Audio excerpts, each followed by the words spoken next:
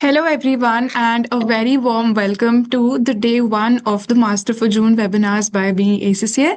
I am Tushita Gupta, and I hope that you people are now here today to score better in your June 2026 exam for the PM paper.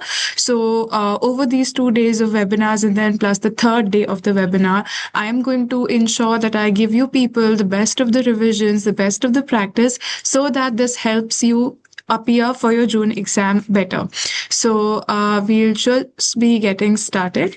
Now, a lot of you will be students who are already registered with Being ACCA. You have enrolled for the Success Batch, Revision course, or the test series. And I see a lot of new names also, which means you're not currently my student, but still you're more than welcome to attend these sessions. So in case you people want to remain connected with me even after the webinar ends, so this is how you can connect with me after the webinar also. You can text me over here. This is my WhatsApp number. If you scan the QR code also, you'll be redirected to sending me a message on WhatsApp. So if you want, you can note this down. Now, just to get started, I'll first introduce myself briefly. My name is Tushita Gupta. I'm an ACCA affiliate. Academically, I hold two bachelor's degrees. One is the BCom Honours from Delhi University here in India, and then one is the BSc Honours Applied Accounting, the OBU degree, Oxford Brookes degree. I'm a qualified ACCA affiliate, which means the position that you people are in today, I myself have been in the same position like you people. I myself have appeared for all 13 exams without claiming any exemptions. So whatever I am teaching you today, once I have also been a part of this journey. So that makes me well equipped to help you people also get through this journey better. Further, professionally, I used to be an audit associate in one of the big four companies before I switched to the portfolio and strategist derivatives trader role. So I work at a stockbroking firm here in New Delhi, wherein I strategize the portfolios for my clients and I trade in derivative instruments, the futures, options, and everything. Guys, is my voice and audio breaking? Please confirm. Others also, are you facing this issue?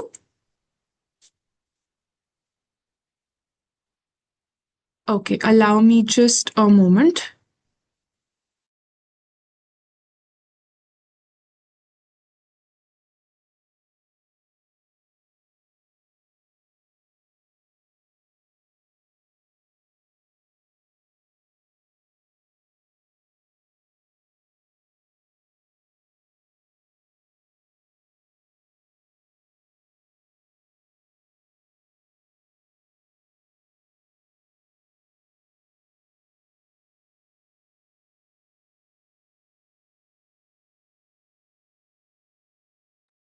Okay, guys, I have switched to another network. Now, can you people confirm if it's all fine? Yes, is it better now? Okay. All right. So I was just giving you people an introduction of mine. You people already know me. I'm also the co-founder at Being ACCA. Talking about my teacher experience. So in my teaching journey, I have been fortunate to mentor more than 5,000 students across 3.5 years from when I started doing this. And I really believe that all of the people, you, me, there are certain things that we do better than the others. So we have our own sets of expertise. My expertise happens to be in the papers that you see listed over here. So you will nowhere in no universe you people will see me teaching any other subjects apart from these papers, because I really believe that we can deliver the best of the quality when it comes to our expertise. So this is, PM being one of the most closest papers to my heart. It also happened to be the paper in which I myself scored the highest marks when I was an ACCA student. So yeah, this is a little bit about myself. Now, I take you people towards the worldwide passing rates that we can see for the PM paper. I'm not showing you these rates to scare you. Just know that. I'm just showing you these pass rates so so that you people know what you are dealing with. Or, whenever you're dealing with any demon, it's important that you know the strengths and weaknesses of the demon. Then only you will be able to beat that demon. A lot of students, can I get to know whether this is your first attempt at the PM paper? How many first timers and how many resetters? Let me know in the comment box. If it's your first time, write first time. And if you're resetting, write reset. Okay, great. I'm starting to see responses. Lots of first timers, lots of resetters also. Okay, so we have a mixed bag. That's good to see.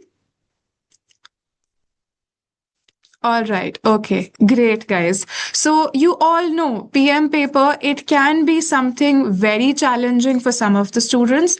There are some people like me who love the PM paper also. So it really depends on your perspective, right? How you are interested, how you are taking initiative into learning the concepts that this paper has to offer. So you can see the pass rates for the last few attempts. The data has been available with us. Last 5 attempts, we can see that the passing rate has fluctuated between 40% to 45%. This is the range within which it keeps on fluctuating. On an average, you can take 42 to 43% as the passing rate. That means if 2 students go and sit for the exam, not even one student, like out of 10 students, only 4 students completely are able to clear the paper. So now, guys, you have to be that person. You have to ensure that you are among those 4 people who end up clearing the exam. This is what your target should be. Your target should be to learn what the ACCA wants you to learn as part of the syllabus, not just getting that 50, not just clearing the paper for the sake of it, but also enjoying the concepts, but also understanding things so that whenever in real world you need to put this to use, you're able to do that. So this is what the pass rates look like. I'm showing you to ensure that you people are not taking the paper lightly, and don't get demotivated also, because there are still the other students who end up clearing the paper. They are also human beings. So this is something which is completely doable. People do the PM paper in the first time, in the second time, third time, and trust me, guys, there was a student who came to me who had attempted the paper 7 times before coming to me. And then the 8th time, she was able to clear the paper. So PM can be that paper. It will really not leave you if you're not giving it the time and attention it deserves. Right now, also, today we are sitting at the 8th of May. So you still have roughly, I would say, 20 days fully for your paper. So ensure that whatever time you have remaining, you make the most of it now. Can you people also let me know in the chat box whether you people are done with your syllabus? Are you still on your syllabus, or have you started practicing now? Write syllabus if you're still covering the syllabus, and write practice if you're practicing now. Okay, I can see a lot of students are on to practice, which is very good, which is exactly how I wanted you people to be also. All of the students who are part of my batches, I had told you people to get done with the syllabus by the 1st of May at the most, so that we have the entire month of May for the practice. So that's very good to see that major of you are responding, that you are now into the practice stage. If you are still stuck on syllabus, it is high time. You need to pull up your socks and get into full-fledged practice as soon as you can. Because as important as syllabus is to clear the paper, if you're only covering the syllabus but you're not practicing enough, you are not going to be able to clear the paper. You can take this thing as a guarantee from me. If you want to clear the paper, you have to do both. You have to cover the syllabus and you have to practice a lot. You have to do tests, you have to do mocks. Everything needs to be done if you really want to clear the paper. Okay. So we have had a little bit of a discussion about the pass rates. Also, these are few testimonials from some of my past students who had come to me for the PM paper. There are so many testimonials that it's practically not possible for me to compile everything together. You can also check out the latest testimonials in our Instagram highlights. So we have a curated highlight for that. You can check those out. Students are really kind when they write the testimonials for me. whatever way I help them, they go in a lot of detail while telling what exactly they liked about the courses that I delivered. So it's a very whatever results they get, that's exactly what I'm wanting for them. These testimonials, they're just kind enough for me to write these things down. Okay, now coming towards the course structure, guys, you people know your entire ACCA PM syllabus. It's divided into 5 different units as per the ACCA syllabus. The very first unit that we have is the Management Information Systems and Data Analytics. This is something which is completely theory based, which is, or you can say, completely conceptual based. There are no numericals that are involved over here. So this will usually be tested in any part of your paper, and we can say that there will be no numbers that we have to answer basis these concepts. Then you have your specialist cost and management accounting techniques. Here all of the ABC, absorption costing, life cycle, throughput, limiting factor, all of those concepts are a part of this particular unit.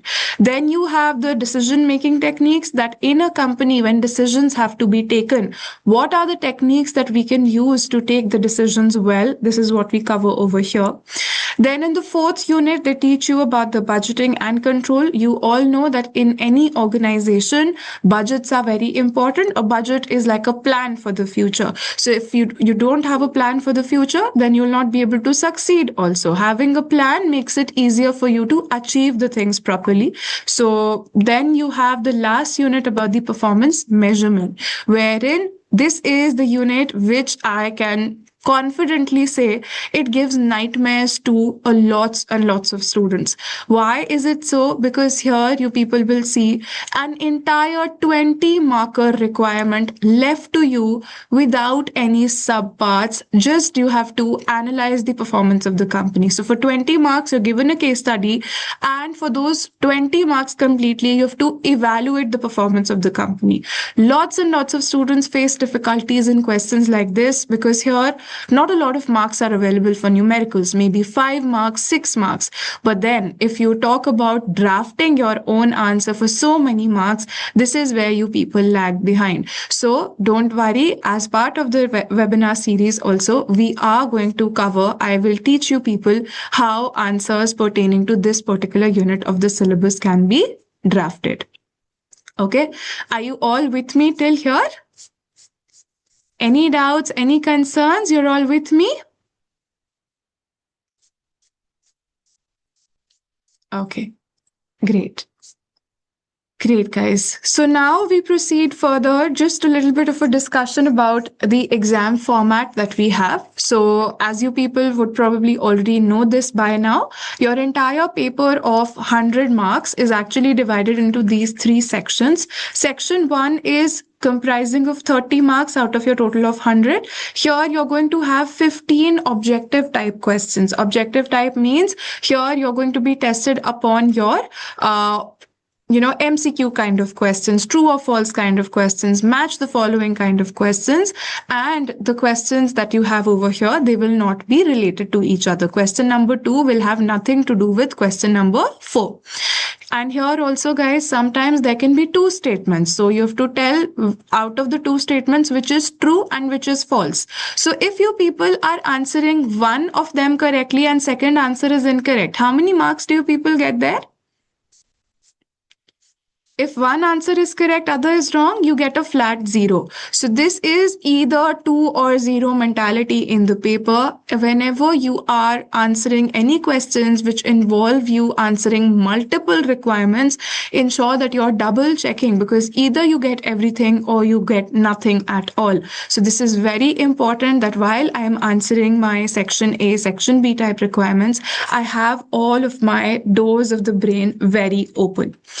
Then if I talk about the section B, here again it comprises of 30 marks in total. 3 of the objective case studies will be provided to you. So one case study will have 5 questions. So one case study will be given to you on the left hand side of the screen, and on the right hand side, you people will be having 5 questions to answer on the same case study. So every question will carry 2 marks each. So that makes you 10 marks for one case study. Same way, there will be 3 case studies quizzes in total, which will combine up to 30 marks. And again, because your section A and B are entirely computer evaluated, so you either get a 2 or you get a 0 over here. You have to be extra careful of the rounding of instructions, the format in which the requirement is asking you to give the answer, so that you get these marks over here. Lastly, guys, we have the section C, wherein 40 marks, the remaining 40 marks of your paper come from the section C, wherein you're going to get two of the constructive response questions. What do we mean by constructive response questions? That you people have to frame your entire answer from the very scratch. That means there will be Word requirements, Excel requirements, the processors will be provided to you, and you people have to construct your answer from the very scratch. So this is what you have to do as part of these questions. One question is going to carry 20 marks. So two of those will make it 40 marks in total. So this is the entire breakdown of the 100 marks of the PM paper. Then, guys, a lot of students, since you people were telling me you are resitting for the paper. Now, while you try to change your result, you were not able to clear the paper successfully. Now you're trying to do something differently so that you're able to change your result. So guys, if you want to change your result, you have to first understand that if you have failed the paper, why did you fail it? Even for those students who are sitting for the paper for the very first time, who is a wise person? A wise person is not just somebody who learns from their own mistakes. A wise person also learns from other people's mistakes. So now I'm going to discuss a few of the mistakes or a few of the reasons why the PM students end up failing the paper.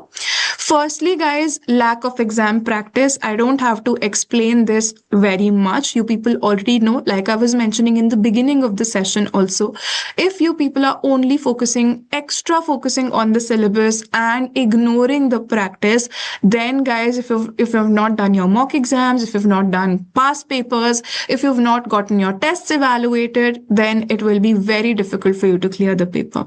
Secondly, not understanding the requirements. A lot of you tend to be in a hurry while you're solving your final paper just because of time, anxiety. There are chances that you do not read the question properly. You do not understand what is required from you. So you rather write what you want to write rather than what the examiner is asking. So please ensure that you are double reading the requirements to understand what exactly is being asked, because till the time you're not answering the exact requirement of the examiner, you will not be able to score the marks. Another reason, guys, is the time management issues. Trust me when I tell you people this, that I have seen students, brilliant students who were very good at their PM concepts, but just because they did not manage their time properly in the exam, they were not able to clear the exam because they could not attempt 100 marks of the paper. Guys, getting a 50 out of 100 is far more easy than getting a 50 out of 80. When you're answering all of the questions, you are giving yourself more chances of clearing the paper.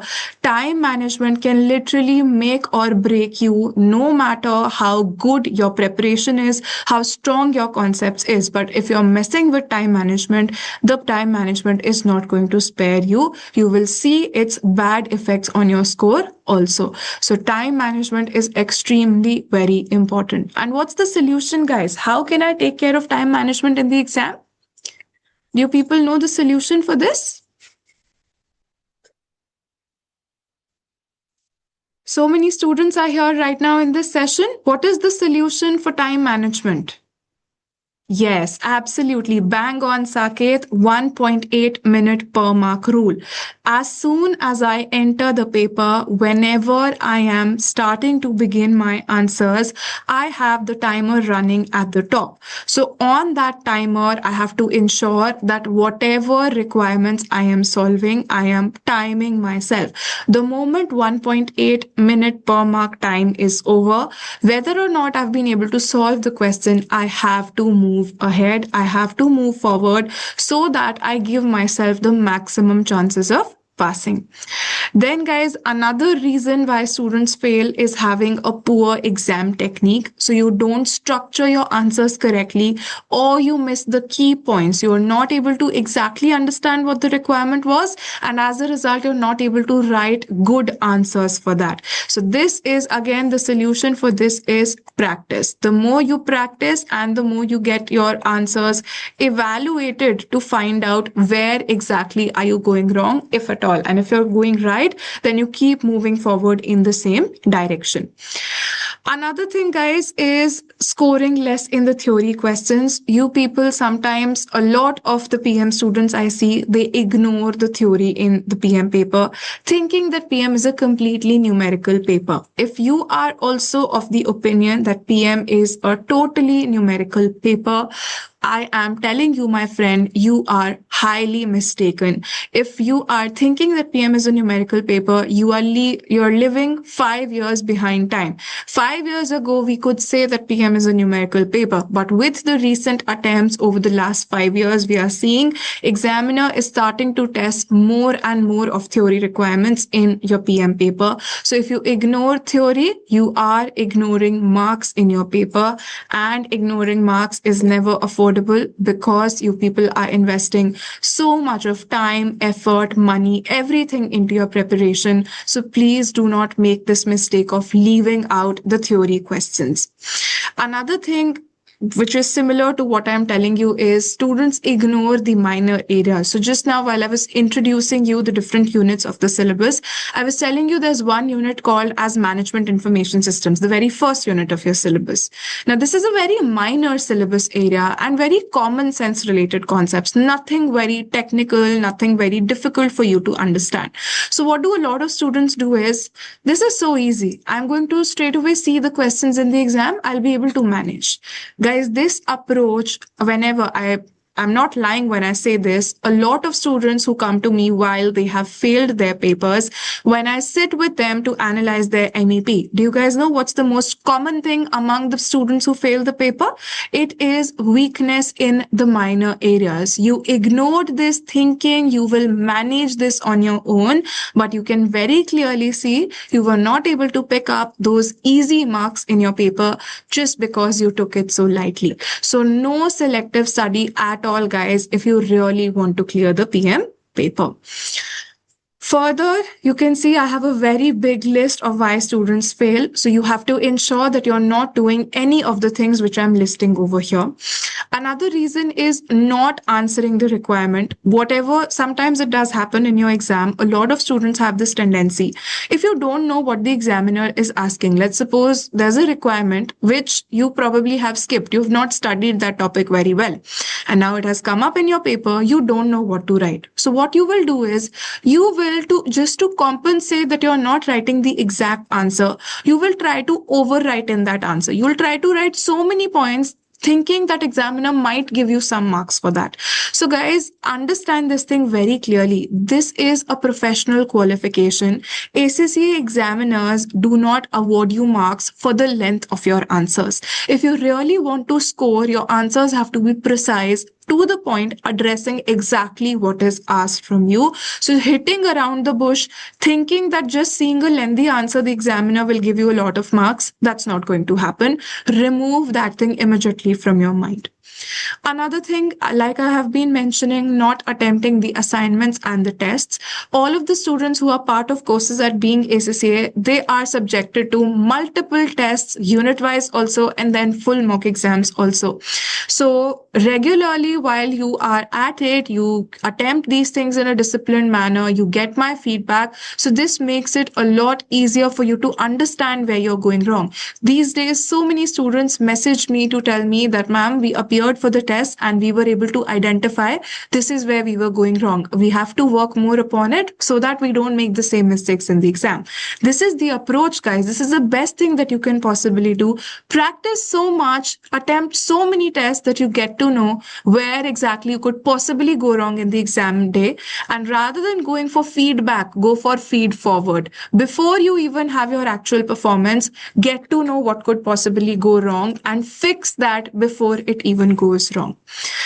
right? Another thing is ignoring or taking your mock exams lightly. Guys, I have time and again, I can remember from as long as before I started this mentorship journey, if you're not taking the mock seriously, this can really create a very big impact on your preparation, on your final result. If you're not attempting the mocks or you're attempting the mocks but you're not taking it seriously, it can literally make or break your paper. Mock is one of the very most important things I would say when it comes to your preparation. Tense, guys, is overcomplicating the simple things. Sometimes a lot of students have this tendency to think, oh my God, PM is such a difficult paper. Even if you see some easy question in the requirement, you start to overthink. There might be some catch to it. Examiner can't give me so many marks for free. So easy marks examiner can't give me. Don't have that thinking. Read things properly, understand the questions properly, but do not overcomplicate on the simple things. If you're finding a question straightforward, simply attempt it and move forward. Do not overthink that, oh, this is so easy, it can't be so easy, I'm missing something. Do not think that. Another thing is taking all of these things, all of these resources that you people are getting for granted. Now, guys, on a day to day basis, my job involves interacting with so many of you, right? So many students who I interact with on a daily basis.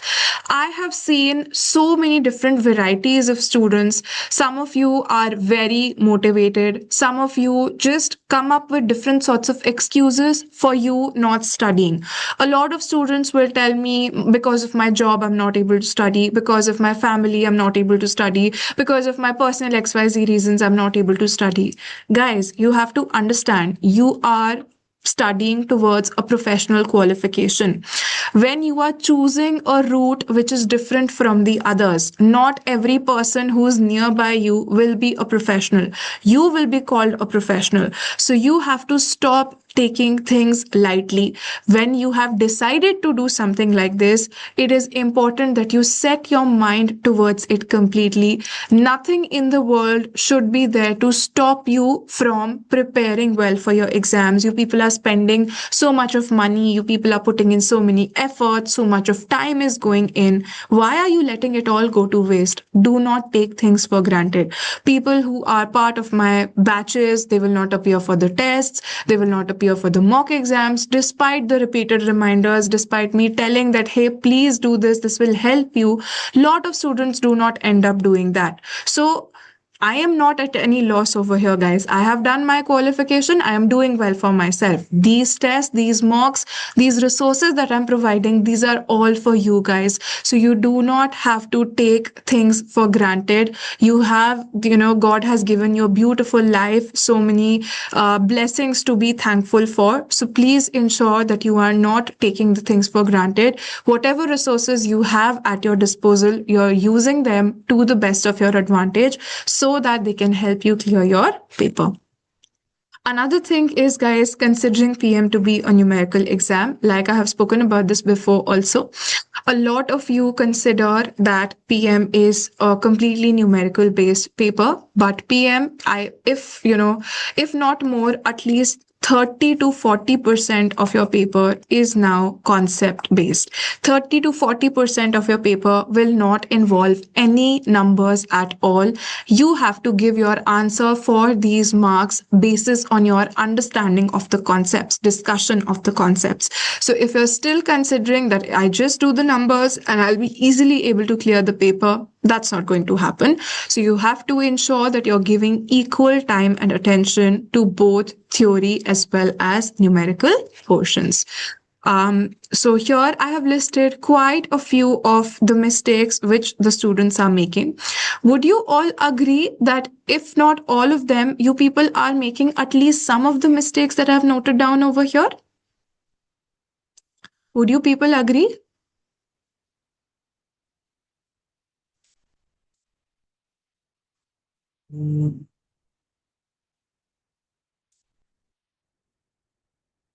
Okay. It's good that you people are at least acknowledging your mistakes, right? This is the first step to correcting where you're going wrong. Okay. I have received one query. What do we do when we don't know the answer for a section C question? So, before I answer this question, I have one question for you people. You people, let me know one thing. Do we have any negative marking in the ACCA exams? Is there any negative marking? No. So, practically, does it make sense for us to leave any requirement unanswered? No, because if you're leaving the requirement unanswered, you are completely doing away with the probability of getting any marks at all. But if you don't know the answer, you still try to come closer to the answer that you were thinking could be the answer.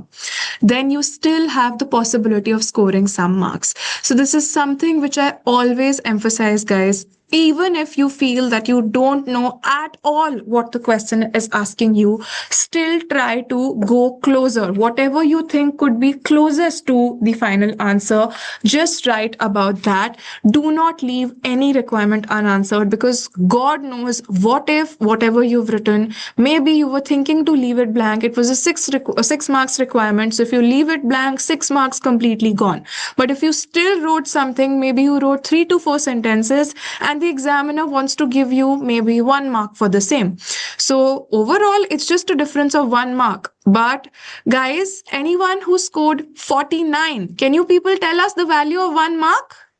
1 mark holds a lot of importance, a lot of relevance. Think if your final score was 49, you were thinking to leave your requirement unanswered, but you wrote 2 to 3 sentences and your examiner decided to give you that 1 mark, which made the difference of clearing the paper. So ensure that you are attempting 100 marks of the paper completely. You don't leave any requirement unanswered.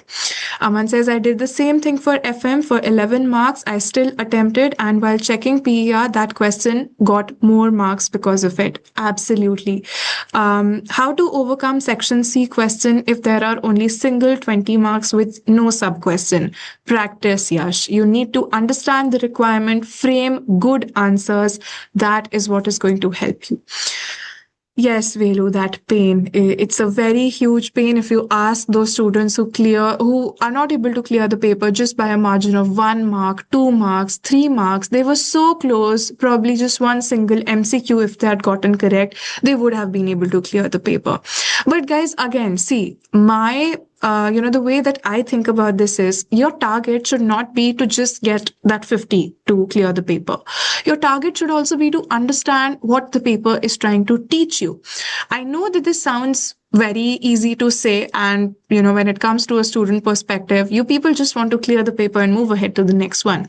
But if you really want to be a professional who knows what their work is, who knows the knowledge that you have given with as part of the qualification, your goal should not be to just get that 50. Your goal should be to understand what concepts can actually help you in the real business world also, so that whenever you're thrown at a situation where you could use the concept, you are actually able to apply it and solve a real world problem. Because why are we studying all of this? Why are we doing ACCA? Because we want to be successful qualified professional people. And what do successful qualified professional people do? They help companies solve problems. So if you're not able to solve problems, I'm sorry, but you will not be called as a successful professional. So all of this effort that we are doing it for becoming better versions of our own selves. So guys, it's very important that you don't just have that 50 as a benchmark. You have conceptual clarity as a benchmark. Practicing section C from where? Neha also has the same question. So guys, BPP kit and the study hub, these two resources are of utmost importance when it comes to the practice, not just section C, but also section A and B. So these two resources, I always tell all my students to complete them, completely, not leaving even one single question behind, because I consider that if you've not done even one single question from the BPP kit or the study hub, you're not fully prepared for the paper. If you really want to prepare in the best possible manner, ensure that you are completing these two resources to the fullest.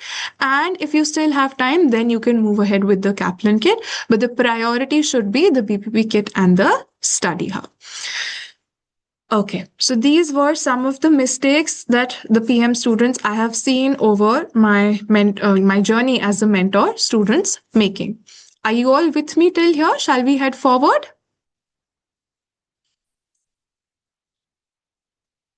Yes, can I get some responses? You're all with me so far? So far, so good? Okay, guys. So now we move forward. I'll also be sharing with you people a schedule, which is going to start from the 10th of May, which will tell you that what you can do until the remaining days for your exam. So I will share that schedule with you people over the WhatsApp group once the session is over. Now, I'll just tell you people what our agenda is going to be for the 3-day webinar series that we are meeting the first day for today. So, day one, we are going to revise the concepts of CVP analysis. We are going to revise decision making. Then we are going to do past paper practice. I have planned for today one of section B and another of section C question that we will practice together. I'll tell you people what are some of the common mistakes, what way we should structure our answers when it comes to framing our own answers. Then guys, tomorrow in day 2, we are going to revise the performance measurement unit, and we are also going to do a past paper practice. Along with that, I will also tell you what are the common mistakes which students make and how can we avoid those mistakes. And I'll also teach you people how do we structure the good answers. So the 20 marks of answer that you have to answer on the basis of financial performance, I'll tell you people how do we draft these answers. And lastly, guys, the third day will not be free for everybody to attend. It is for the enrolled students at being ACCA only, wherein we are going to have a grand revision. This is going to be we revising the entire syllabus together in one shot. So in one sitting, I will recollect with you people all key concepts that we have learned as part of the PM paper. So this is what my agenda with you people is. Okay. Also, guys, if you people want to be a part of the enrolled students at Being ACCA, we also have a revision batch for the June 2026 attempt. This is going to include the revision of the entire syllabus, along with 6 of unit-wise tests, 2 of mock evaluations. We also meet live for the practice sessions. You people also get the access to my past paper question recordings, and you also have the access to my doubt support. You all would like to know this fact that all of the papers that I conduct, all of the doubts that you people send me, they are all addressed directly by me. I do not have any junior tutors or junior teacher assistants helping me out. Any mocks that you submit, any tests that you submit, I myself evaluate those for you. Any doubts that you people ask me, I myself answer those queries. This is a key distinguishment that you will not find in among, whoever you would see as being called the top tutors, so-called. You will not find this feature anywhere. They might claim it, but if you have a look at their scale, it's practically not possible for them to resolve so many queries. But I do it myself, guys. You are going to get that edge over here. So the price for the same, the fees for the same is $65, and you can also use the coupon code BEINGACCA10 to get a flat 10% off on the same. Okay, guys. So now coming towards the agenda that we have planned for today, that is the revision of the CVP analysis. Are we all ready to get started with the revision? Yes, ready for the revision? Okay, so the very first thing that we will revise today will be the CVP analysis. CVP analysis, another name is the break-even analysis. What point is the break-even, guys? What is the basic meaning or idea behind break-even? What's the meaning of break-even? Yes, it's that point at which the company is neither making a profit nor they are incurring any losses. No profit, no loss situation. Absolutely. Absolutely, guys. So, why is this important? Because the companies want to get to know that how many number of units they should be producing, how much of sales they should be generating, so that the company does not end up making losses. And if they go beyond this point, they will start to make profits. So we all know contribution is defined as sales minus the variable cost. And to find out the break even, how do we find out the break even in terms of number of units? The formula is very simple. I take the total of my fixed cost and I divide it by my unit contribution. Then we also learned the concept of the CS ratio, contribution to sales ratio. Name itself is telling you the formula. Contribution is your numerator, selling price is your denominator. And if a company wants to find out how much revenue they should have to break even, then that revenue can be calculated as taking the fixed cost and dividing it by the CS ratio.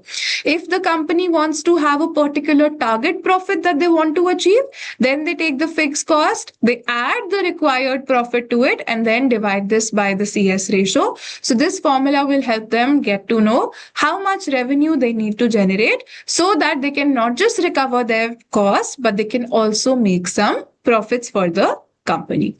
Same way, if you want to talk about your target profit, your sales volume will be the total fixed cost plus the profit that you need divided by the contribution. This will tell you how many number of units you need to sell so that the profit can be generated. Then guys, we also learned about the concept of margin of safety. Can you people quickly let me know what is in very easy terms the concept of margin of safety?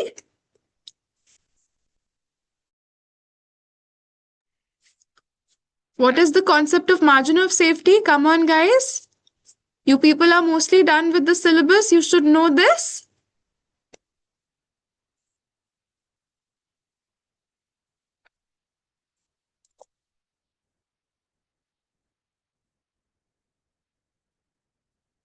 I'm waiting for your responses. Come on.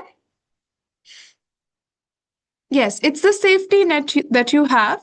It's a level of activity which is going to help you to stop making from a loss. So if, for example, you people need to sell 1000 units to achieve break even, but you have budgeted that you will be able to sell 1200 units. So 200 units over and above what you need to achieve break even, you have budgeted. That means you have a margin of safety. Yes, this is that cushion that till this much time we can still be beyond making losses. So higher the margin of safety, the better it is for the business, or lower the margin of safety, the better it is? Tell me quickly. Higher the margin of safety, the better it will be for the company. Absolutely right, guys. Then we also spoke about how in some of the companies, if you see all of the modern world companies today, you'll not find a lot of companies who will only sell you one product that they make and sell. Lots and lots of companies, majority of the companies today, they sell multiple goods in the same brand. So your big brands like Apple will sell so many different products, iPhones, MacBooks, iPads. If you talk about Nike also has different they have sportswear, they have athleisure, they have the casual customers, the sneakers that they've started to make. So different products that they are manufacturing. Now, what do you guys think? Apple, Nike, do they all earn the same revenue for all of these products? No. Do they earn, or rather, I would say, do they have the same variable cost for all of these products? MacBook will take the same cost as an iPad? No, we cannot say that, right? So the costs are different, the selling prices are different. What does that tell you? That the contributions will also be different.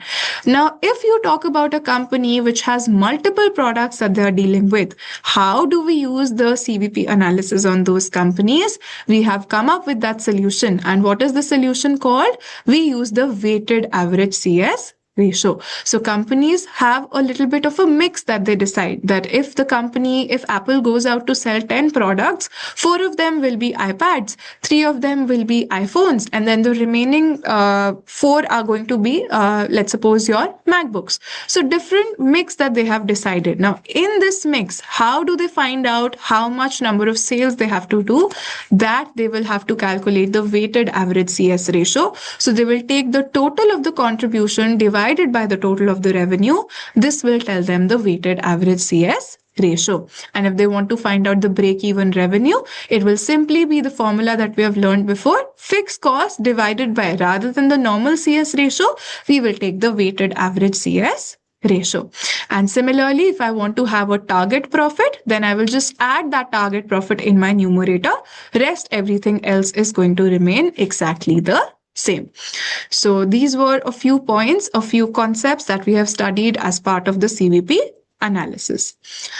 Also, guys, you people would have seen this graph on your study hub if you've studied from there, or your kit, wherever you people have studied from. So this is the break even chart in front of you. Now, guys, whenever we want to understand what any chart is telling you, what any graph is telling you, what should be our first step? What should be our first step? Axis. Yes, you look at both of the axes. Can you people have a look at this graph and tell me what do you see on your x-axis? Volume units. Yes, you see the volume in terms of the number of units. So from 0, if you go towards the right hand side, you people are going with more and more number of units that you are selling. Then if you talk about your y-axis, what do you see on the y-axis? It's Dollar. the Yes, it's the It's the dollar. revenue. Yes, dollar can be for revenue also, it can be for cost also. So we're basically talking about money. So from 0, the higher you go above, that means more and more amount of dollars. This is what the axes are labeled as. Then, guys, let's have a look at the different lines that you people see as part of this graph. So I've made it a little bit bigger so that you people can easily see what exactly is happening on this graph. So if you people see, the very first line that is coming to notice is the fixed cost. You can see fixed cost is a flat line. Can anyone tell me why the fixed cost line looks like this? Because at the level of 0 units also there'll be a certain fixed cost. Right. And with the number of units increasing, why is this not increasing? Because it remains the same throughout the Yes, production. absolutely. Absolutely. This is exactly what we've studied conceptually also, isn't it, guys? We've studied the definition for the fixed cost is it is that cost which remains same irrespective of the level of activity of the company. Absolutely right, guys. So you people are clear on this concept. That's great to see. Then the next thing that we see over here is the variable cost. And what do we notice with the graph of the variable cost? You can see that at 0 level of units, this line is starting from 0. And as we are producing more and more number of units, this variable cost is rising with the number of units. So can anyone give me the explanation of why this is happening? Yes, absolutely right, Shruti. The variable cost is something that we incur per unit. So, for example, if you people are making chairs at a factory, so maybe these are wooden chairs. So, if you make 10 chairs, you will need the material according to 10 chairs. But if you now make 100 chairs, you will also need more material to make those 100 chairs. So, variable cost directly changes with your level of activity. The more you produce, more material you will need, more labor hours you're going to need. So this is something which will keep on increasing with the level of activity. Now, guys, how about the total cost? You people can see we have studied this formula right from when we started learning accounts. Total cost is the sum of variable cost and the fixed cost. So the total cost line that we see over here, this is the summation of both my fixed cost also and my variable cost also. So you people can see that at 0 level of units also, your total cost line actually starts from this point. Can anyone tell me why does the total cost begins from this particular point that I have marked just now? Because it is inclusive of fixed cost. Yes, absolutely. At 0 level of units, you are not incurring any variable cost, that's for sure. But even at 0 level of activity we've studied, we still have to pay the rent for the factory. We still have to pay the salaries of the admin staff. That is something which we cannot avoid. So even at 0 level of activity, my total cost will be equal to fixed cost. And then you can see the more number of units we are producing, it is slowly rising. This represents the increase because of my increasing variable cost. Right? This is all of the lines that are given to us about the costs. Then you people can see another line that is plotted over here is my revenue line.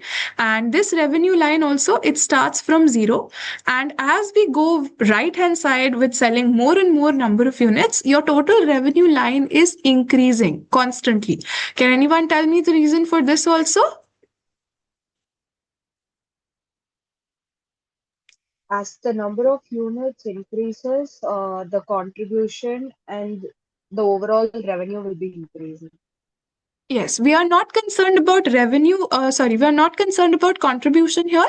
This is the revenue line. So it's very simple. If the company is selling one unit for, let's suppose, $5, then if the company sells one unit, then the sales will be $5. If the company sells 100 units, then the sales will be 500. So the more number of units that I sell, the more my revenue is going to keep on increasing.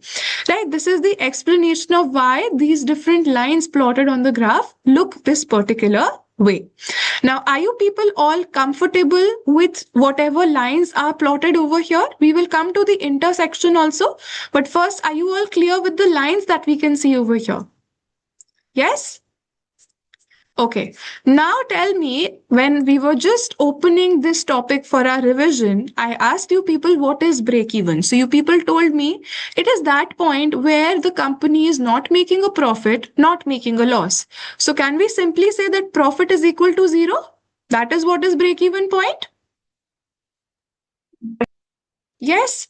What equation have we learned? If we want to find out the profit of any company, we just have to take their sales, we subtract all of the costs of that company, the total cost, and that is going to give you the profit of the company. This is the equation that we have learned. So if I am saying that my profit is zero, so selling price minus the total, or you can say sales revenue minus the total cost is equal to profit.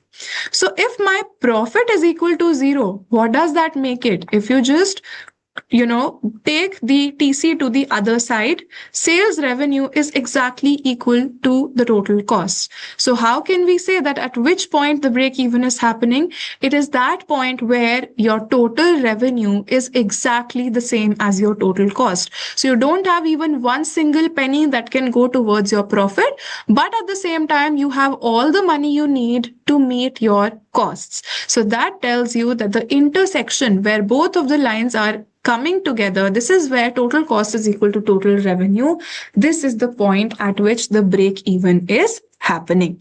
Now, if you just see the coordinates, any point on a graph will always have X and Y coordinates. So if you see on the X axis, we had the number of units. So whatever, if for example, the coordinates of this point are 50 units and let's suppose $10,000 of sales cost. So then what this is going to mean is at the break even point, if the company wants to achieve a break even, they will have to sell 50 number of units.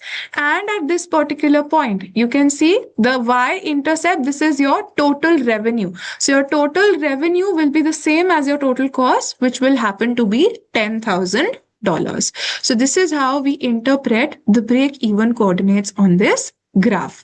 Why am I emphasizing so much on this graph is because in the recent attempts, we are seeing how the PM examiner is giving you the graphs in the question itself, because we know that in ACCA papers, there is not any mechanism to ask you people to draw the graph, but they can give you a graph and they can test whether you understand graphs properly or not. So this is the reason why you people should be crystal clear with anything and everything that you see on this graph. Are you all with me till here? All clear till here? Okay. Now let's also do a quick recap of the assumptions that are there as part of the CVP analysis. First assumption that we have is that the total cost is going to be strictly comprising of only two components, fixed cost and the variable cost. Fixed will remain same no matter what happens. Variable cost is going to change with the number of units. Second assumption that we have is that the unit selling prices will not change with the volume. So no matter how many number of units I am selling, if I've decided my selling price to be $10, this selling price will remain constant. To no customer, I will sell it for $11, and to no customer, I will sell it for $9. Another thing is that my costs and incomes will always be matched. That means I will not have a very significant change in inventory. Another thing is my levels of efficiency and productivity are not going to change. Whatever number of units I have been producing, whatever customers are buying, they are going to continue to buy on similar trends and patterns. Another thing is that the single product or a constant sales mix of more than one product will be sold. So there can be two scenarios where I can use CVP analysis. Either there's only a single product. In that case, we will use the normal formula that we learned at the beginning. Or there can be multiple products that could be sold by the company, but then they already know the mix. Mix means the proportion. How many number of units of different products that they make, they will be selling. So only at these companies, the CVP analysis can be used where all of these assumptions are holding true. Okay, I see some queries that you people have sent. Which point depicts the contribution? Thilaga, there's no point which depicts your contribution over here. Contribution is revenue minus your variable cost. Contribution is not plotted over here on this one. What they ask questions in graph. Ritika, you're going to understand that once we head to the question practice that's there immediately after we revise this topic. Can you explain the third point? Third point basically says that whatever I am manufacturing, in very simple words, if I'm able to manufacture 1,000 units, my customers also buy 1,000 units from me. So I'm not holding a lot of inventory. If I had opening inventory of 20 units, my closing inventory is also 20, 30, 40 units. There's not going to be a very significant change that right now I had 20 units in my opening inventory. Now when I'm closing the year, I have 20,000 units in my closing inventory. That is not something which will happen. Okay. All right, guys. First point, yes, sure, Neha. The first point says that the cost is going to be semi-variable cost. What do we mean by semi-variable? Some part of the cost is going to be fixed. Some part of the cost is going to be variable. So right now, as I have written this equation, that total cost will be the sum of fixed and the variable cost. So it is going to have both characteristics. Some will be fixed also. So which cost will be fixed? Fixed cost will be fixed. And which cost will change with volume? The variable cost is going to change with the volume. So my total cost is not fully variable, is not fully fixed. It is a mix of both fixed and variable cost. Okay. All right, guys. So are we now ready for question practice?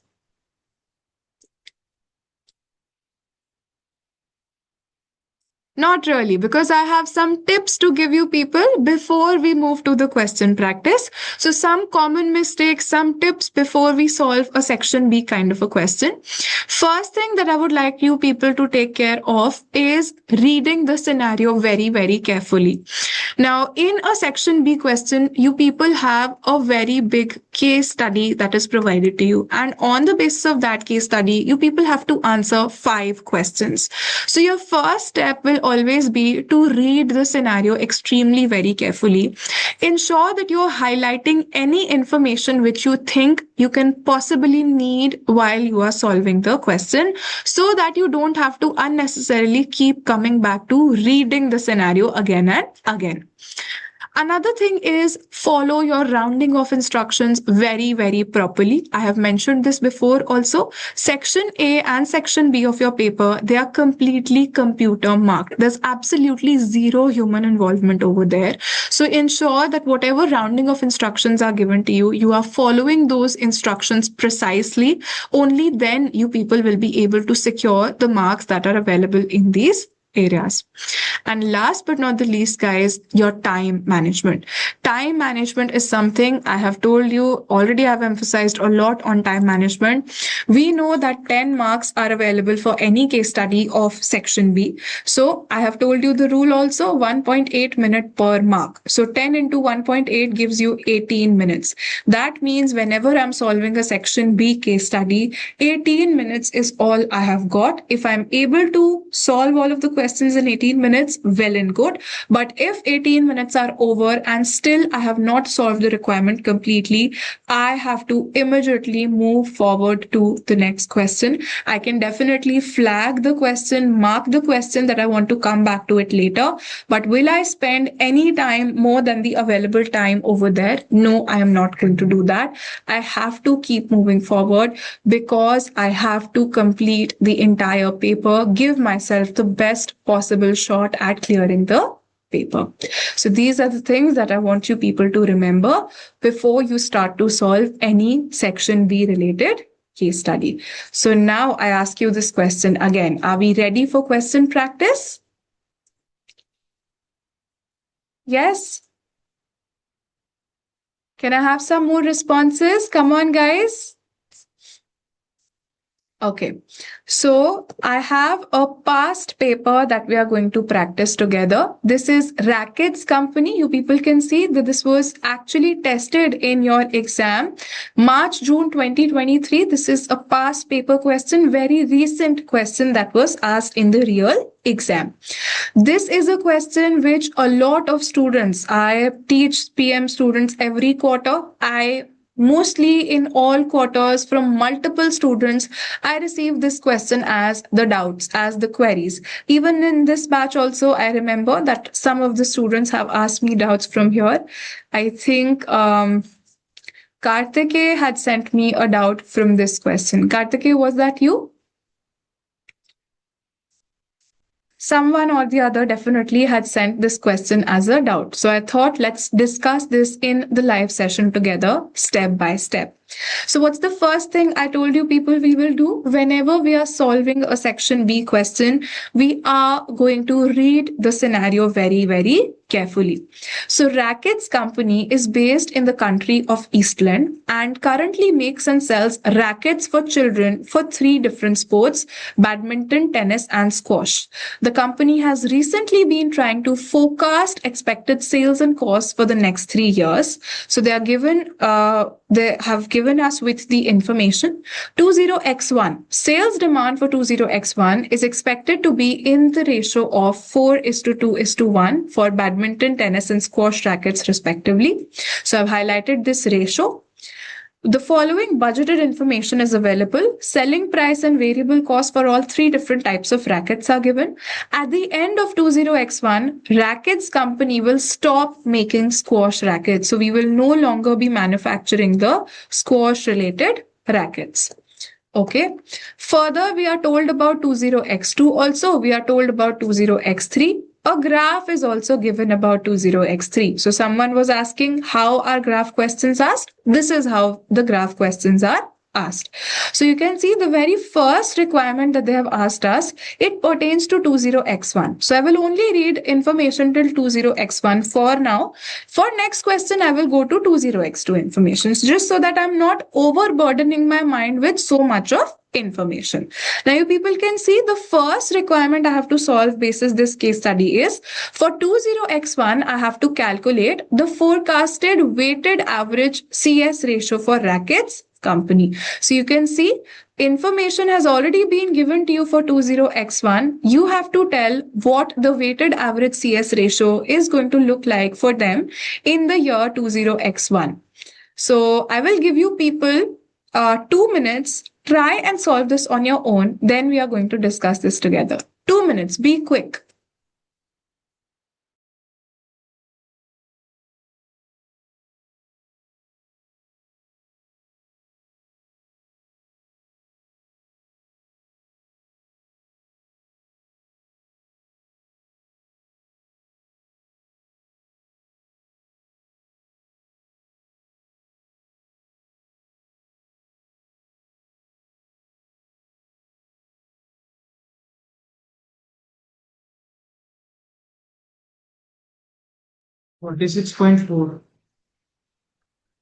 Okay, great. Keep your answers in the chat box. We'll then discuss this together.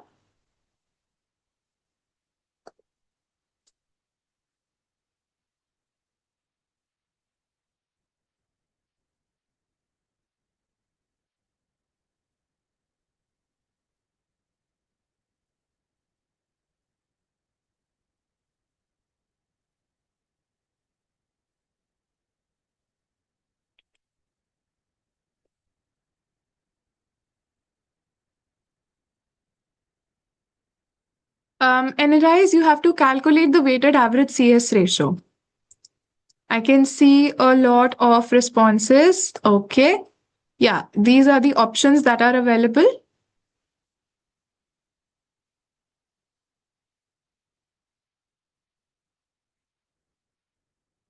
Okay, so let's discuss this together also. I am supposed to find out the weighted average CS ratio. For that, I need two things. First, I need my total contribution. Then I need my total sales revenue.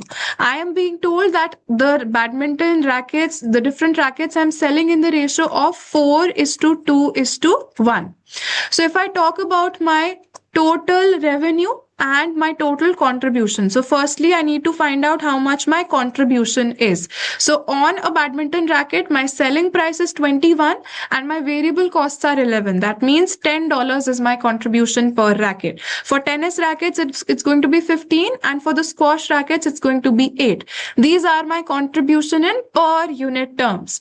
Now, for my formula of the weighted average CS ratio, I need my total contribution, I need my total revenue. So total we will calculate by multiplying with the number of units that we are selling. So if you talk about the contribution, 10 times 4 is going to give you 40. 15 times 2 is going to give you 30, and 8 times 1 is going to give you 8. So this is the contribution that we will be generating. So total contribution will be 40 plus 30 plus 8, which is going to give you 78 in total. Then if you talk about your revenue also 21 times 4 is going to give you 84. Then if you talk about the tennis rackets, it's going to be 30 times 2, which will be 60. If you talk about squash, 24 times 1, which will be 24. So if you add all of these numbers together, 84 plus 60 plus 24, so 80 and 20 is 100, 108 and 168. So this is what we have to find out for our final answer. I have my contribution also. I have my total sales also. So my final answer for the weighted average CS ratio will be 78 over 168. So when you people do this on your calculator, can you let me know what's the number you people are getting? 46.42. 46.4. So I think that's one of the options that we have. Yes, option D is going to be my final answer. Are you all with me on the first question? Very easy. Yes. Okay, now let's head to question number 2. In 20x2, assuming that the rackets are sold in a constant sales mix based on the budgeted sales volume ratio, what is the sales revenue that rackets company needs to achieve for break even? So I have to find out the break even, assuming the constant sales mix, which we have decided as the budget. So I'll go back to the question to read the available information. It was already told to me in the beginning that we will stop making squash rackets after 20x1 has ended. So that means in 20x2 now I'm only making two types of rackets. One will be the badminton racket, another one will be the tennis racket. Now guys, we were revising the formula that if I want to find out the revenue from different products, what's the formula that I have to use when multiple product scenario is there? Weighted fixed cost divided by weighted average of CS ratio. Yes, I have to take the total of my fixed cost and divide it by the weighted average CS ratio. Exactly. So let's read the information further. The Tennis Association Foundation, funded partly by the government, is planning an investment in the sport in order to encourage more children to take up tennis. This funding will lead to an increased number of children's tennis facilities being available in 20x2 and a corresponding rise in the sale of tennis rackets. The sale volume ratio for the year is expected to be 3:5. So I will highlight this information. 3:5 is the ratio for badminton and tennis rackets respectively. So if I go out and I sell 8 units in total, 3 of them will be badminton rackets and 5 of them will be tennis rackets with a weighted average CS ratio of 52.21. So I do not have to do the effort. They have already given me how much my weighted average CS ratio is going to B. Rackets company has budgeted to sell badminton rackets for $22 per unit and tennis rackets for $32 per unit. The fixed costs are expected to be 604,750. So again, you people know what you're supposed to do. You have to find out how much revenue should come from which racket so that the break even point can be achieved. Again, I'm giving you people 2 minutes. Take some time, think of your own answer, solve, and then we will discuss this together.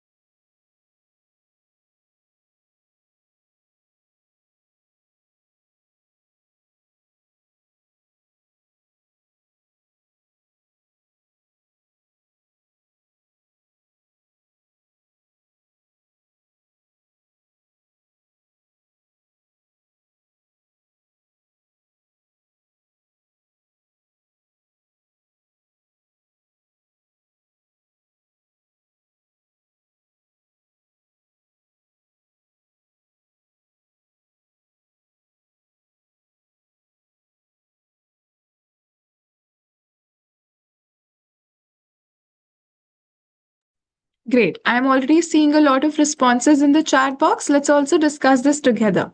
First of all, guys, my formula tells me that my total revenue that I need will be the fixed cost divided by the weighted average CS ratio. That information is directly given. This is my fixed cost. This is my weighted average CS ratio. So 604,750 divided by 52.21%. So this will tell you how much revenue do you need to be able to achieve your break even. So if you do this on your calculator, this is going to be 604,750 divided by 0.5221. This is going to give you 1,158,303. This is the total revenue which the company needs to generate so that the break even point can be achieved. Now, guys, this is the total revenue. I need to give the bifurcation also. How much of it will come from tennis and how much of it is going to come from the badminton rackets. So what I have to do is now I have to find out that if this is the total amount, what will be the split. So for the split, what I need now is how much is going to be my revenue ratio. So you can see that the ratio in which I'm selling the products is also different and the selling prices are also different. So I need to find out the proportion in which the revenue is going to be generated. So if I talk about the two products that they are selling badminton, they are selling tennis. So badminton it's going to be 3, tennis is going to be 5. This is the number of units. And then when it comes to the selling price for a badminton racket will be 22 and selling price for a tennis racket is going to be 32. So if I talk about my sales revenue, so my revenue will be 66 for the badminton rackets and then 32 times 5 is going to give me 160. So 160 for the tennis rackets. So that tells me that if I want to have a sales in the market, this is how I'm going to have it. So if I total this up, my total sales are going to be 226. So out of the total sales of 226, 66 will come from badminton, 160 will come from tennis. So now if I want to bifurcate my total revenue, this is the ratio in which I'm going to divide. Firstly, for badminton, I will take 66 over 226. For tennis, I will take 160 over 226. I will multiply these fractions with this number and that will tell me how much revenue is needed. So can you people let me know which option we are going to choose from over here? You run these numbers on your calculator and let me know. Option A. It will be option A. So this is how we solve for the second requirement. Are you all with me till here?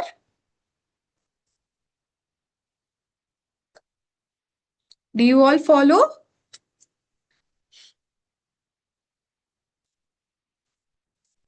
Okay. Now, moving forward, is there any doubt? Okay. So moving forward to the third question now, it's again basis 20x2. Assuming that the rackets are sold in a constant sales mix based on the budgeted sales volume ratio, what is the total sales revenue that rackets company needs to achieve to make a profit of 450, 800? So we have learned the formula for this also quickly. Can you people tell me? This is an even simpler question. Even simpler question. Fixed cost plus target profit divided by weighted average CS. Yes, absolutely. Take fixed cost, take your target profit and divide it by the CS ratio. So this is very easy. Calculate and let me know. This should not even take 1 minute for you to do. You have the fixed cost given and how much profit do you want to make? 450, 800. 450, 800. This is the profit that you need. Calculate quickly and let me know the total revenue. Okay, great. I can see lots and lots of students are pouring in option D. So how do we get to our final answer? It will be my fixed cost plus my target profit divided by the weighted average CS ratio. So when you put the numbers together, you're going to get to option D as your final answer. Okay. Now we move ahead to the fourth requirement basis this case study. You people can see fourth requirement is asking you based on the profit volume graph for 20x3. So wait, I have not yet read the information about 20x3. So let me go back to the information. It says the World Badminton Championship are held every 2 years in a different country. In 20x3, they will be held in Iceland and Rackets Company will be selling its badminton rackets at the event. This means that the proportion of the badminton racket sales is expected to be higher than usual in 20x3. A profit volume graph has been drawn as follows. So you can see the PV graph has been given to us. I'm making it a little bit smaller so that we can see the entire graph in one go. So you can see this is the profit volume graph in front of you. Now guys, whenever we want to interpret what a graph means, again, what's the first step we will do? Check the axis. Yes, we will check the axis. Can you people let me know what do we have on the x-axis? Revenue. It's the revenue. Yes, absolutely. And on the y-axis, what do we have? Profit and loss. Profit and loss. So when I am standing at 0, if I go above, it means profit. If I go below 0, it means losses. And when I talk about right and left, at 0, when I go towards the right hand side, that means more and more revenue. Having a negative revenue is not possible. That's why there's no thing which is on the left hand side of the origin. So this is what both of the axes are telling me. Now you people can see that there are two lines which are denoted over here. One line is a solid line that you can see and another line is a dotted line. Do you people know the meaning of this? I am sure students who are part of my course, you people should know this. I have explained this in the sessions also.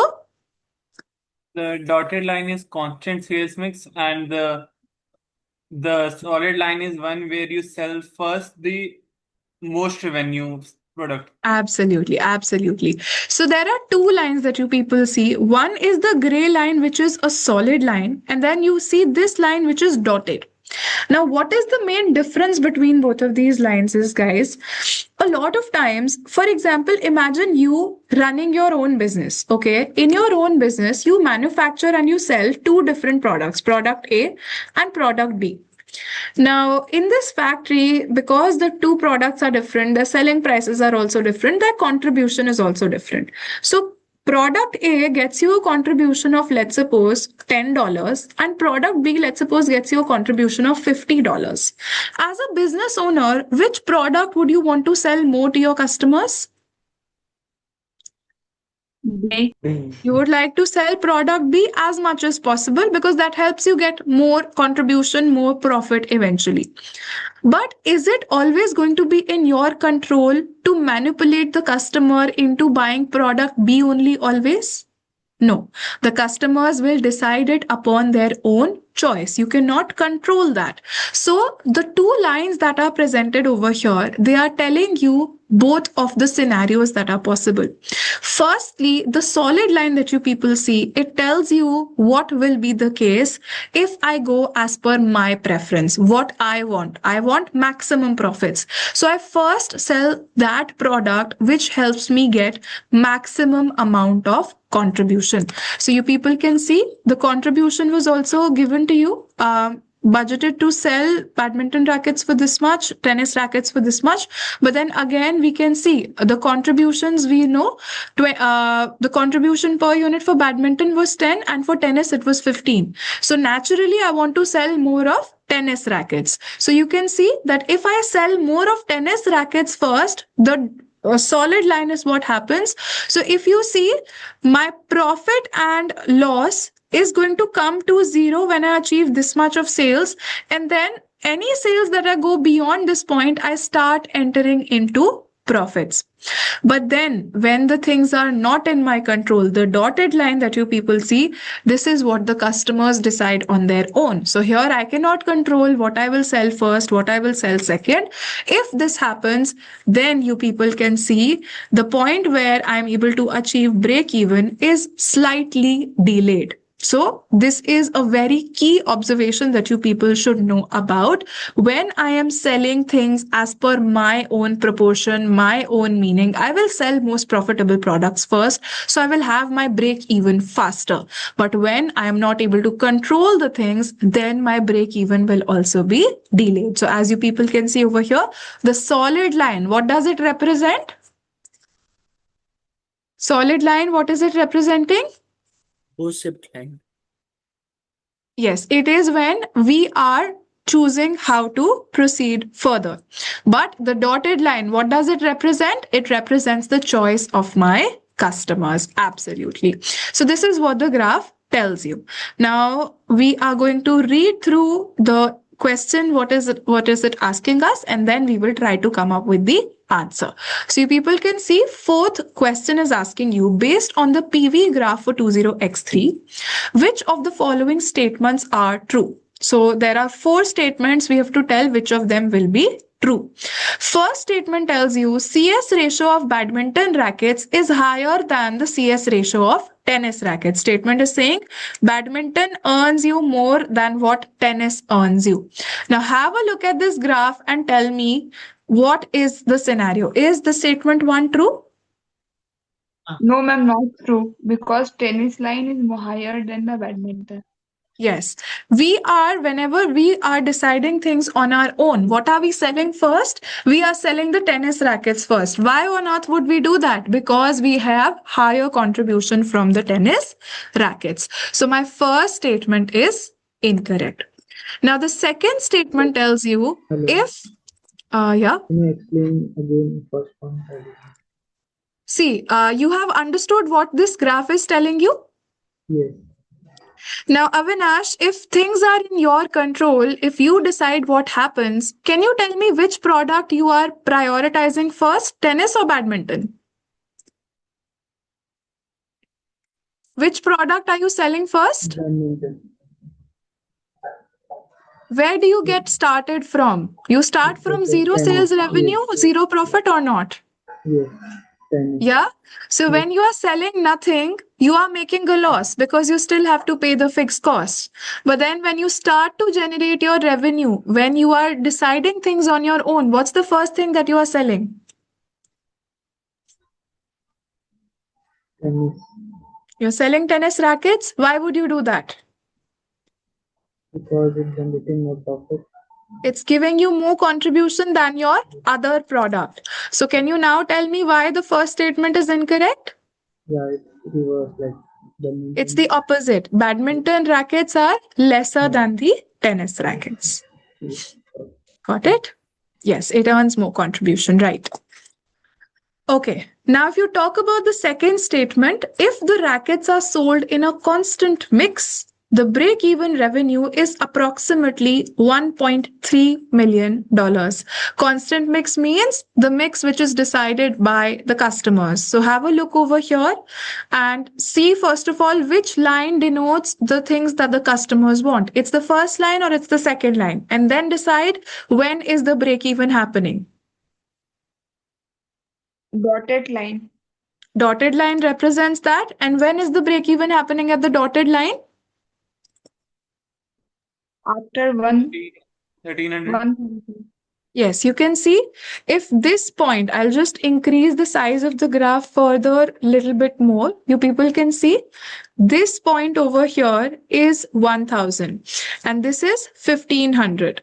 So this point, sorry, is 1500. So you people have more points over here. This will be 1100, this will be 1200, this will be 1300, and this will be The first point is 1100 that you have um, written. 1000 just is a, before. okay, just a moment. This is the one where we have 1000 and this is 1500. So 11, 12, no, still, this And the is the one point, before. sorry. Yeah, this is Yeah. the point which is 1000. So this is 11, this is 12, this is 13, this is 14, and then ultimately this will be 15. So you can see the dotted line is exactly touching zero at the point of 1300, right? So the statement that we were just reading right now, that statement turns out to be true, that if we go with a constant mix, what the customers want, then the revenue that we have for the break even is going to be $1,300. Are we all good till here? Statement 1 and 2 is clear? Okay. Now let's have a look at the third statement. Third statement says total contribution for 20X3 is approximately $740,000. So let's go back to the graph. They were telling me that the proportion of badminton rackets will be higher in than usual in 20X3. So we are supposed to answer about the statement. So what do you people think?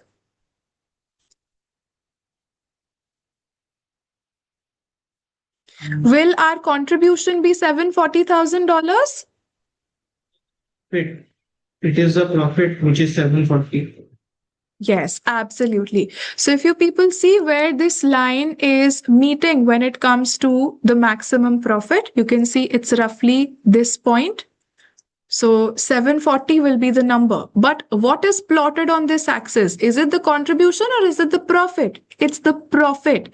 And if you see, this statement is telling you that total contribution will be $740,000. So can the third statement be true, guys? No, the statement is false. If we replace contribution with profit, then the statement is going to be correct. Okay, now moving forward to the fourth point, it is saying you that your fixed costs are approximately $600,000. So have a look at the graph one more time, the last time, guys, and think and let me know what you think about the fourth statement. Correct. It is correct.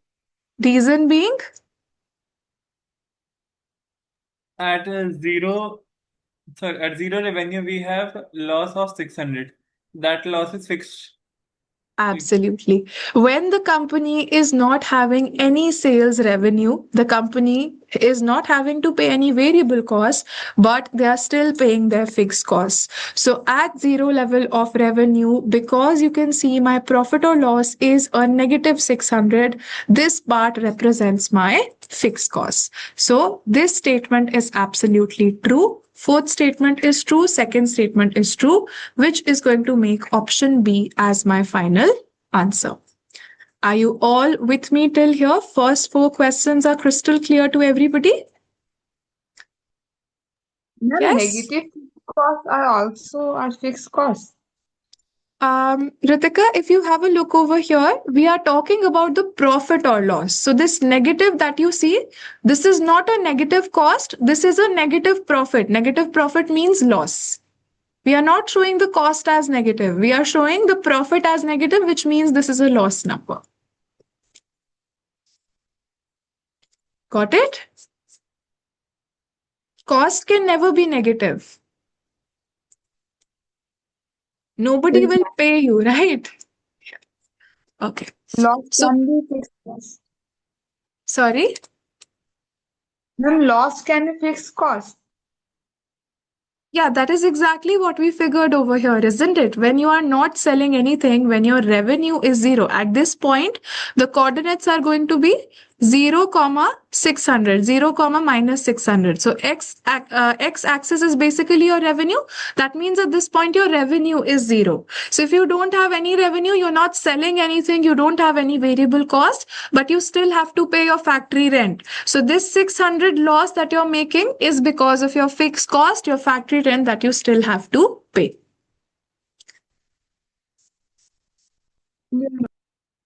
Okay. Now, moving forward to the last question that pertains to this case study, which of the following facts about Racket's company mean the use of CVP analysis is limited for planning and decision making? So, we are talking about use of CVP analysis being limited. That means limitation or problem that we have when it comes to using this particular method. So you can see first thing is we have just now revised the assumptions also. Just have those assumptions at the back of your head while you're reading these statements. First thing is Racket's company will give discount on the selling prices at the championship event. So what do you people say? Is this going to be a problem while using CVP analysis or not? Will this be a problem? Yes, this will be. Why? Which assumption? Because of which assumption this will be a problem? Yes, absolutely right, Anirise. We have assumed that the selling prices will not change. But here, because of offering the discounts, the selling prices are going to change. Absolutely right, Yulia. Also, second statement tells you every 6 months, the tennis and badminton rackets are redesigned and they are given a new model name. What do you think about this one?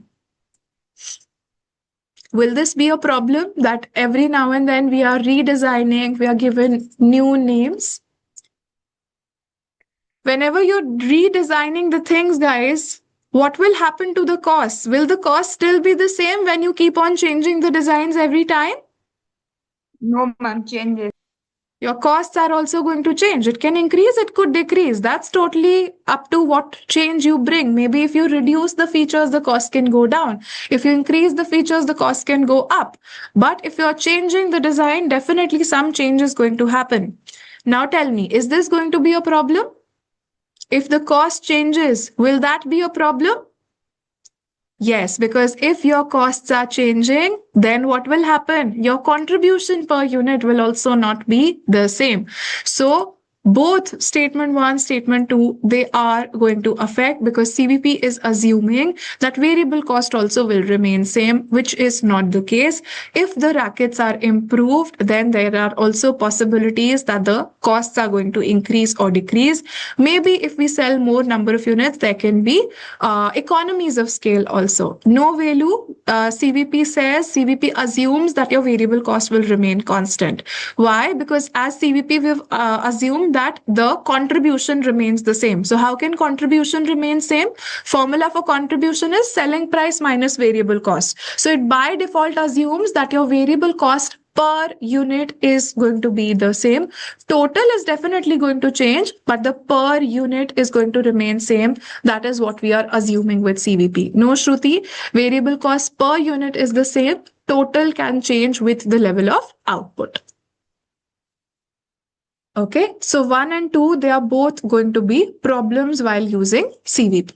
Lastly, you see all of the rackets cost are either fixed cost or variable and there are no semi-variable costs. What do you think? Will this be a problem? No. No, this is not going to be a problem. Why?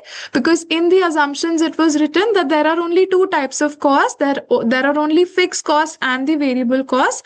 Nothing else is going to be there. So this is in line with the assumption. The assumption is getting ticked over here. So this will not be a problem. This will not be a limitation. So this way, the answer is going to be 1 and 2, which will make option C as your final answer. Okay. Are you all with me till here? So far, so good, guys? Yes. Enjoyed solving this question together? Are you enjoying this session? Helpful? Yes, mom. Okay. Great. Great, great. I'm glad to see that. Okay. Now, guys, the next thing that we have on our agenda for today, we are going to revise another topic that's called as pricing, and then we will solve a section C question also together. So, pricing, I'm sure that since most of you have covered your syllabus, I'm assuming you people would have done with this chapter as well. So, Ahmad, I will be sharing the material over the WhatsApp group that we have created. Okay, so some of the key concepts, some of the key areas that we have studied over here, pricing is mainly deciding what price we are going to charge from our customers, how much money they are going to pay to us to get our products and services. This is what is the meaning of pricing. Now, a company can use different ways to set the price of their products. Some of the types we've studied is full cost pricing. So, full cost, like the name itself is telling, we will take the variable cost, we'll take the fixed cost, we'll add the total cost together, and then we will add some profit margin to decide the final selling price. Same way, we have the marginal cost plus pricing also, wherein we only consider the which cost, guys? Variable cost. Only the variable cost will be considered, and then we add a profit margin to the same. Then we have the ROI pricing, where the companies have a particular ROI percentage that they want to achieve. So to achieve that profit, they add the profit margin accordingly on all the different products. Then you have the opportunity cost pricing, wherein, like the name itself is telling you, how do you decide the price of your products basis the opportunity cost. So, for example, if there are two job opportunities that you're getting. One job opportunity is paying you, let's suppose, $100,000. Somebody else is calling you for an interview. So, how much will you charge from them? You will say, another person was giving me $100,000, so at least match that. Otherwise, I will work for the other person only. So, this is opportunity cost pricing. And then life cycle, we have already studied this as part of the specialist accounting techniques also, that the total costs over the entire life of the project are considered, and then they are added together to find out the life cycle cost per unit, and then to that we can add some of our profit margin to set the final selling price. So these are some of the ways the companies can use whenever they want to set up the selling prices. Some of the other strategies also we have learned, guys. One is market skimming. Can anyone quickly tell me what exactly happens in market skimming? Higher price is set for the new product launch. Yes, initially we charge higher selling prices whenever we are selling something which is new, something which nobody else is selling in the market. Any real life example? I have given you people many while I was teaching you this concept. Apple, whenever they launch, yes, iPhones, Apples, whenever they launch a new product, they start with higher prices initially because they know that this is a new product. People will be willing to spend a lot of amount of money. And also, Yulia, very good. Inelastic demand. When my customers don't care a lot about the prices, I can charge higher prices from them. Absolutely. Even PlayStation, if you have a look at Sony, they keep coming with the new models for the PlayStations. The moment a new PlayStation is dropped, the previous PlayStation becomes cheaper. Yes, absolutely. Another good point by Yulia. This is mainly done for those products where the development costs are high. Initially, I want to sell at higher prices so that I can recover that huge initial investment. Very good, guys. Then what do we do in penetration? Lower price. Okay, Kartikeya had typed it already. The minute I asked, he sent it. That's great. Love to see the enthusiasm. Great. Low prices are set initially. This is usually done to enter into a new market. It is the opposite of skimming, absolutely. And here you benefit with the help of economies of scale, selling more number of units to make profit. Absolutely right, Ahmad. And a real life example, especially Indian students are going to relate to it. This is Geo, subscription of OTT channels also. Yes, it discourages other people from entering into the market. Why and how? Because if I'm selling something for cheap already, another new person might not be able to sell it so cheap in the market. So it's a win-win for me if I'm selling it at this price. Okay, then we have complementary pricing. What is the core idea?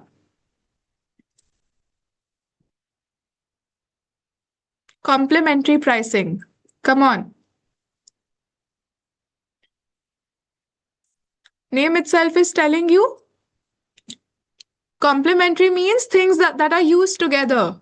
So car and petrol, printer and the printer ink cartridges. Yes, you set the selling prices a little bit lesser, and then for the other product which people consume together with it, you increase the prices. So you people will see this with printer and cartridges. If you have a look at HP is one of the leading manufacturers in the world when it comes to printers. So they will set a little bit lesser of margin for themselves to earn on selling a printer, but cartridges they will sell at very high margins because they know if a customer has purchased an HP printer, they need an HP cartridge to run that printer. So this way they try to earn their margins. Absolutely right, guys. The linked products that are sold together. You people would have noticed that even Apple has started to do this. Now, with the new iPhones that they are bringing in, they don't give you the charger adapter. So any person who is purchasing an iPhone, he will need an adapter with his charger, his or her charger. So while they are not putting it in the box, a person will separately buy it and then they can earn higher margins over there. Otherwise, in the box, they had to give it for free. But now customers are going to buy it separately and the company can enjoy higher margins on that. Very good, guys. Another thing is discrimination. Can you people give me the meaning? Yes, charging different prices in different markets. Student discount is a very good real life example.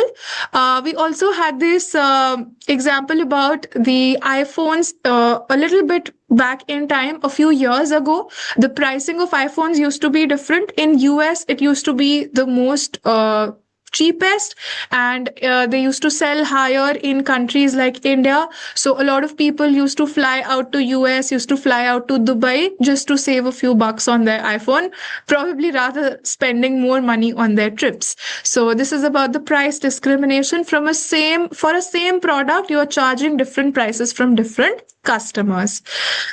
You will also see this with the OTT subscriptions. So if you have a look at Netflix's pricing, Netflix has a separate pricing when it comes to the developing countries like India, Pakistan, China, or Bangladesh, Sri Lanka, and etc.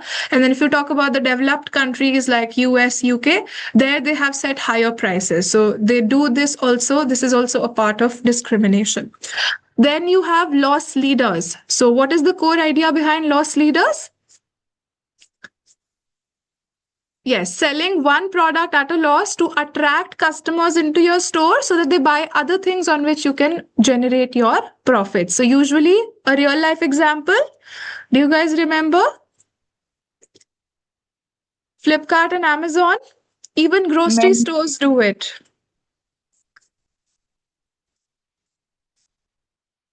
Yes, even grocery stores do it. They will put some ads in the newspaper that there's a heavy discount on a loaf of bread.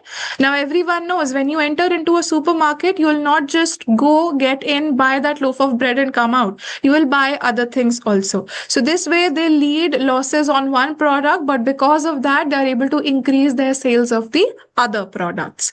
That is loss leaders. Then you have the going rate. What do we mean by going rate?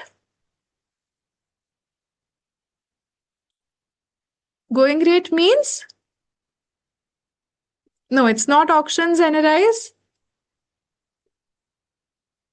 Selling the same rate which is going around in the market. Absolutely. So whatever rate is going on in the market, the same rate, the running rate, absolutely is what you sell your products at. Any real life example you people are able to think of?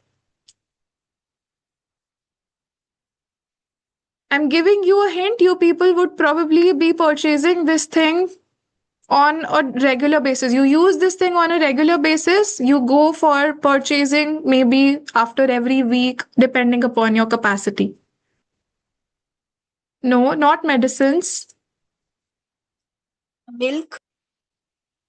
Um, Not really. One thing which is common all across the world. In entire world, this is how the prices are decided. No, it's not groceries. No, it's not vegetables also. How do you go to your work every day? How do you people commute to your work? Yes, Jamila has sent me the answer. It is oil. You either use taxi, you either use a cab, any vehicle that you use, it probably runs on oil. Oil is something for which the going rate are always used. Any petrol pump that you go to, they will all be selling at the same prices. That's because this is how the industry operates. Same is the case when it comes to commodities like gold and silver. Whatever prices are announced officially, every jeweler has to sell those items at the same prices. Gold, silver, precious metals, your oil, all of these things are priced at going rate pricing. Then we have the product line pricing. What exactly happens over here? Product line pricing.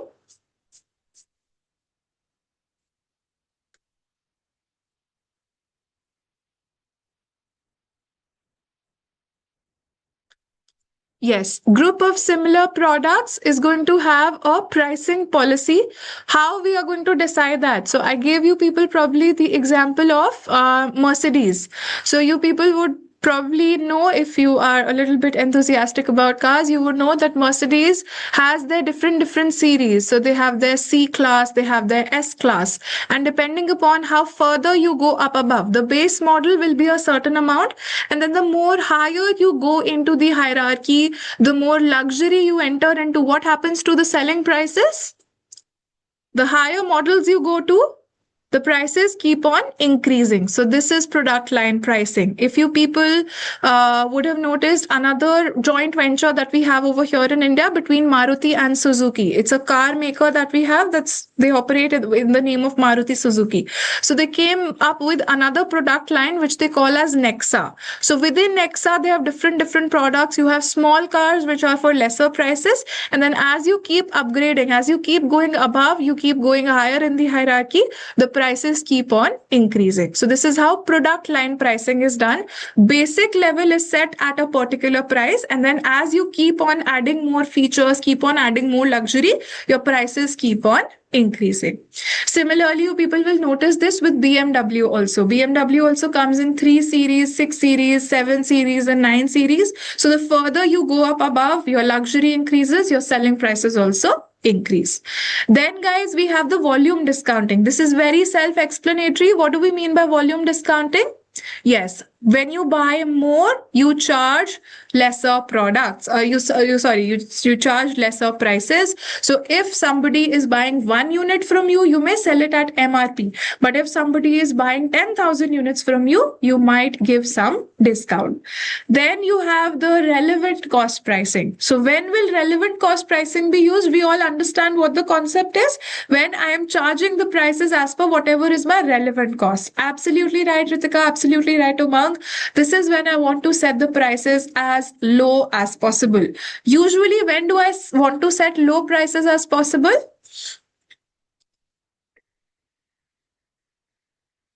When do I want to sell at low prices?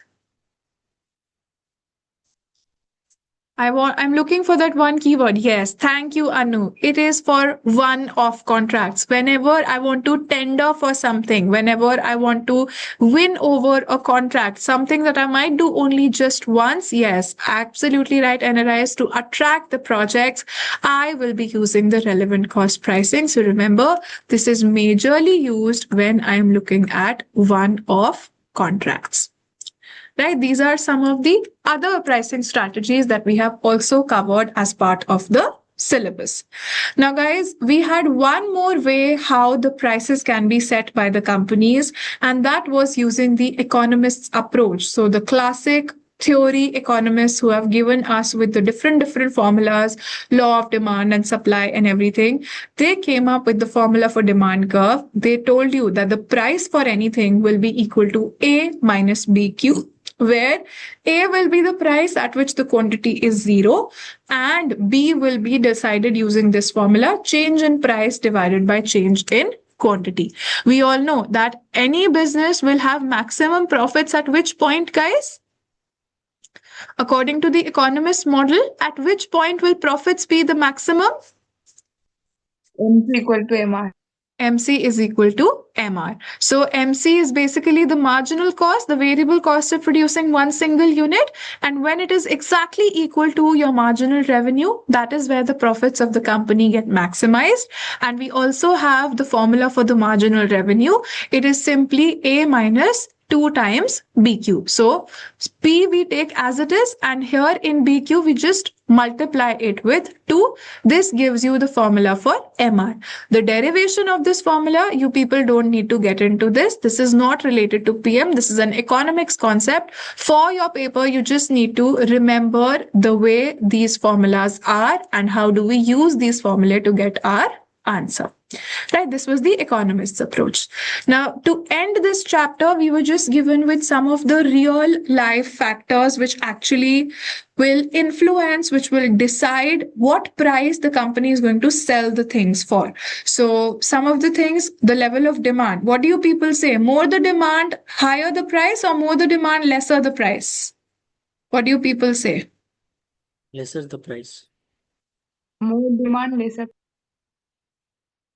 Think again. If you, create a new product which people are liking a lot, there are so many people coming outside, queuing outside your house. They want to buy your product. Would you want to sell it for cheaper prices? No, higher price. No, you would want to charge higher prices for it. So usually higher the demand, higher will be the prices. And when it comes to, definitely when the supply will be limited, you will have to increase your prices. This is how most of the luxury demands all over the world, the luxury brands that we have all over the world, that's how they operate. They are saying that whatever bags we are making, whatever watches we are making, they are all limited edition. So what do you people notice? Any limited edition jewelry, watch, bag, they are all sold at very high prices. Then, guys, we have the concept of price elasticity of demand also. In very simple words, what do we mean by price elasticity of demand? Changing demand by changing price. Yes, whenever there is going to be a change in the price, the demand is also probably going to change. So, for example, you used to really enjoy maybe a coffee at a nearby coffee store near your house. Now, that for that coffee, let's suppose you used to pay $2. Now, this coffee shop has gotten a very big makeover. They've converted this into a huge, beautiful place. And now that same coffee, which earlier used to cost you $2, now costs you $4. So would you people continue to consume the same amount of coffee, assuming that you people are not coffee addicts? It's just something that you like to drink. Would you still continue to drink the same amount of coffee? No, you will think twice now because the prices have increased. So whenever the prices are changing, then in response to that, the demand also changes. Usually, we have seen this behavior among the human beings. Whenever the price increases for something, the demand for it decreases because affordability and so many other factors. So how much the demand is changing because of the change in price, we measure that with the help of price elasticity of demand. So if the demand has a drastic change because of a small change in price, then what do people say? Can we change the prices very often? If just a small change creates a huge impact on the demand, can we make changes very often? No. But if my customers don't care what the prices are, they still buy whatever they used to buy earlier. Let's suppose I'm a luxury brand. I earlier used to sell a handbag for $1,000. Now I sell the same handbag for $3,000. Do you think that's going to impact on the demand so much? People are still going to be willing to pay for the luxury products. Luxury products don't follow the usual rules of demand and supply. So, this is about the price elasticity. Businesses have to consider if the demand is very elastic, they have to think twice before setting the prices. But if the customers don't care so much about the prices, then the businesses can set higher prices also. That will be possible. Then, guys, a product life cycle also affects the prices. Can you tell me, anyone from you, can you tell me how the product life cycle will affect the prices that I set for my product?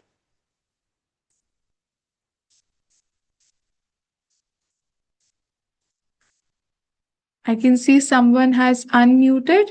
Would you like to answer? Yes, absolutely right. And it is whenever my product has a shorter lifespan, that means I can only sell it for a very limited period of time, then I try to charge higher prices for the same. A real life example could be, imagine yourself that you have a company wherein you have developed a cure, a medicine which nobody else is selling. So now you know that you have a patent on that medicine, that none of your competitors can enter into the same product for 2 years. So what will you try to do? You will try to max out your profits in those 2 years till the time that you have no competition, because your customers don't have any other option. They have to buy it from you because nobody else is making it. Yes, Monjaro, Ozempic, all of these things, they are patented. None of the other companies have the rights to produce that at the moment. So what these companies are doing is they are charging as high prices as possible so that they are able to milk most of the profits right now where they don't have a lot of competition, because eventually when their patents are going to expire, lots and lots of vendors are going to enter into this market and the supply will increase, hence the prices are going to fall down. So this is about the life cycle. Then guys, we have the points about competitors. What do you people say? If I don't have a lot of competitors, what prices can I charge? There are not a lot of competitors which exist. I can charge higher prices. I can go all max. Right. But when I have a lot of competition, there are thousands of sellers selling the same thing that I do. What will I have to do then? Low prices. Absolutely. And then guys, about my customers. If my customers, demand a lot from me, and there are a lot of competitors also again. So what do you people think? Will I not have to listen to my customers? I will have to listen to my customers, because in today's era, we are no longer living in that world where suppliers are the market setters. Right now, the customers have so many choices, so many options to choose from. So the customers have become the king. So now we have to listen to the king. If the customers have a huge demand, I have to meet that demand. Yes, businesses today are becoming extremely personalized, clientele based. People prefer things to be the way that they want them to be. So this is what we have been observing. Okay. Are you all with me till here? This is the revision of pricing concepts. Yes. Okay. Now, guys, some of the tips that I would like to give you people before we move to a section C question practicing together. Firstly, you people will read the requirements carefully. Whenever you open a section C question, you will not head into the case study straight away. First step that you people will do will always be to read the requirements properly, understand carefully what the requirements are asking from you. So always read your requirement first before diving into the case study. Second thing is, while you are reading the case study, highlight any information which you think can help you out later on. Thirdly, guys, all your answers should be as per the marks that are available. If I'm having a 6 marker requirement, I write exactly enough content for 6 marks, not too much and not too less, because both of the things are going to be dangerous. Then the fourth thing that I want you people to take care of is the usage of subheadings, especially when your answers are for more than 4 marks. I would say subheadings are most important. They will help you have a better structure to your answer, and your examiner will find it easy to give you marks. We want to make the things easy as possible for the examiner. Another thing is, guys, having short paragraphs over long essays. So ensure that whenever you are writing your theory answers, you do not ramble writing long sentences. Your answers should be short. It should be in a small paragraph format and not stretching very long, because trust me, nobody likes to read lengthy essays. Another thing is, use your spreadsheet wisely. A lot of students come to me saying that we are not very comfortable with the spreadsheet. So, ma'am, can I do this one thing? I will do my workings on the calculator and then I will enter those numbers into the calculator. What do you people think about this? What do you people think? Can we do something like this? No, ma'am, we will show the working also. Yes, workings are absolutely required. This will be foolery if you do this, because if you're running any numbers on your calculator, your examiner cannot see those numbers. Examiner only sees what you're typing out on your Excel spreadsheet. So any workings that you are doing, they should be clearly labeled, visible on your spreadsheet, so that in case you people have made even a small mistake in any of the parts, you can still end up getting the marks on the basis of own figure rule. Any steps that you have performed correctly, you will still be able to get the marks for that. But if you're entering your numbers on calculator, then entering into a spreadsheet, nobody can help you out. So please use your spreadsheet wisely. Use the copy paste function, use Excel formulae to make your workings faster. Right? And last but not the least, I want you people to take very good care of time management. You have to allocate, like I told you, 1.8 minutes per mark. One section C question is worth 20 marks in total. So 20 times 1.8 gives you 36 minutes. So 36 minutes is all that I have to solve a section C question. The moment 36 minutes are over, I have to move forward to the next question. Okay, these are some of the things I want you people to remember while you are solving any section C case study. Are you all with me? Should we now head into question practice? Yes. Can I get some more responses? Come on, guys. Yes. Okay, so now I'll take you people to question practice. Allow me a moment while I just switch my screen.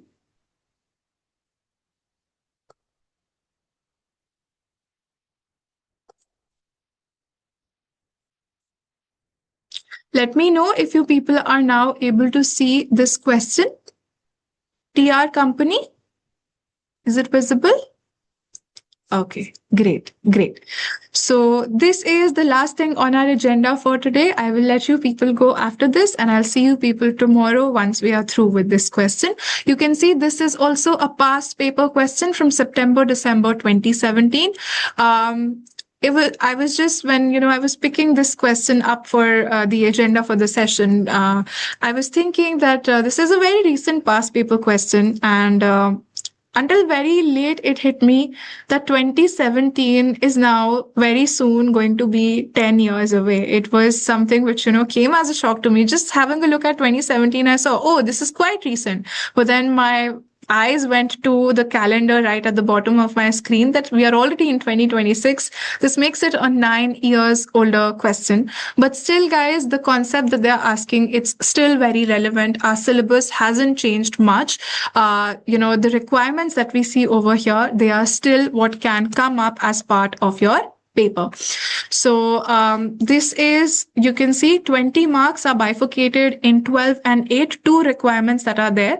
Firstly, I have to calculate the optimum, that is the profit maximizing selling price for Parapain and the resulting annual profit which company will make from charging this price. So we are given with this equations. We have to use this equation to find out what selling price they should set to maximize their profits. And if they set that price, how much profit they will be able to get from this. This is what I have to do for 12 marks. This is a calculation based requirement.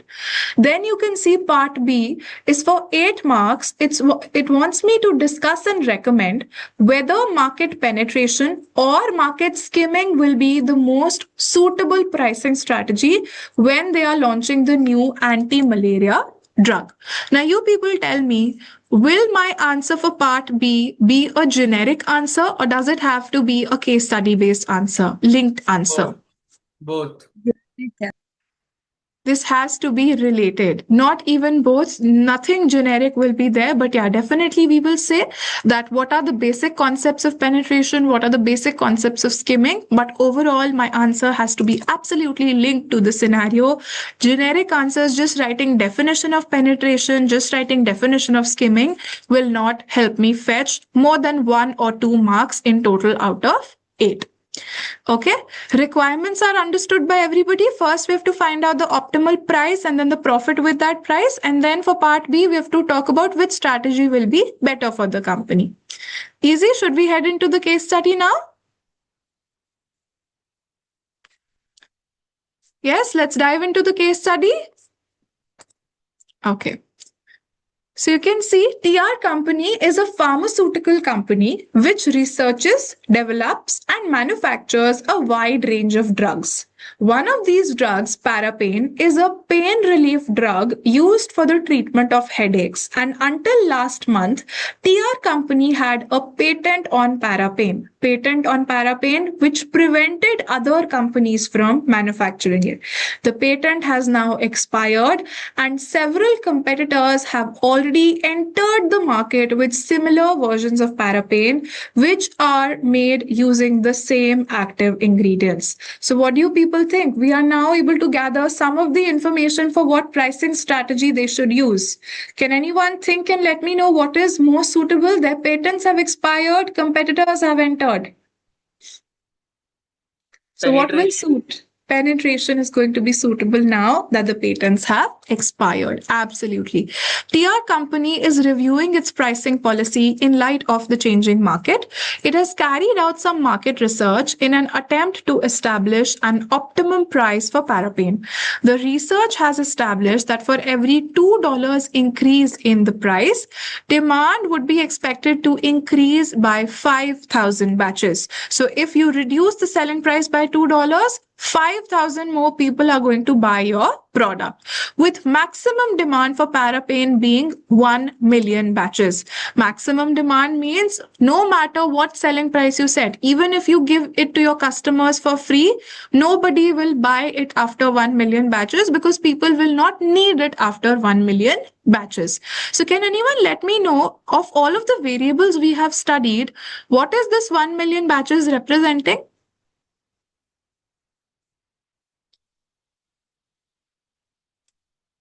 You? Quantity. Okay, let me do one thing.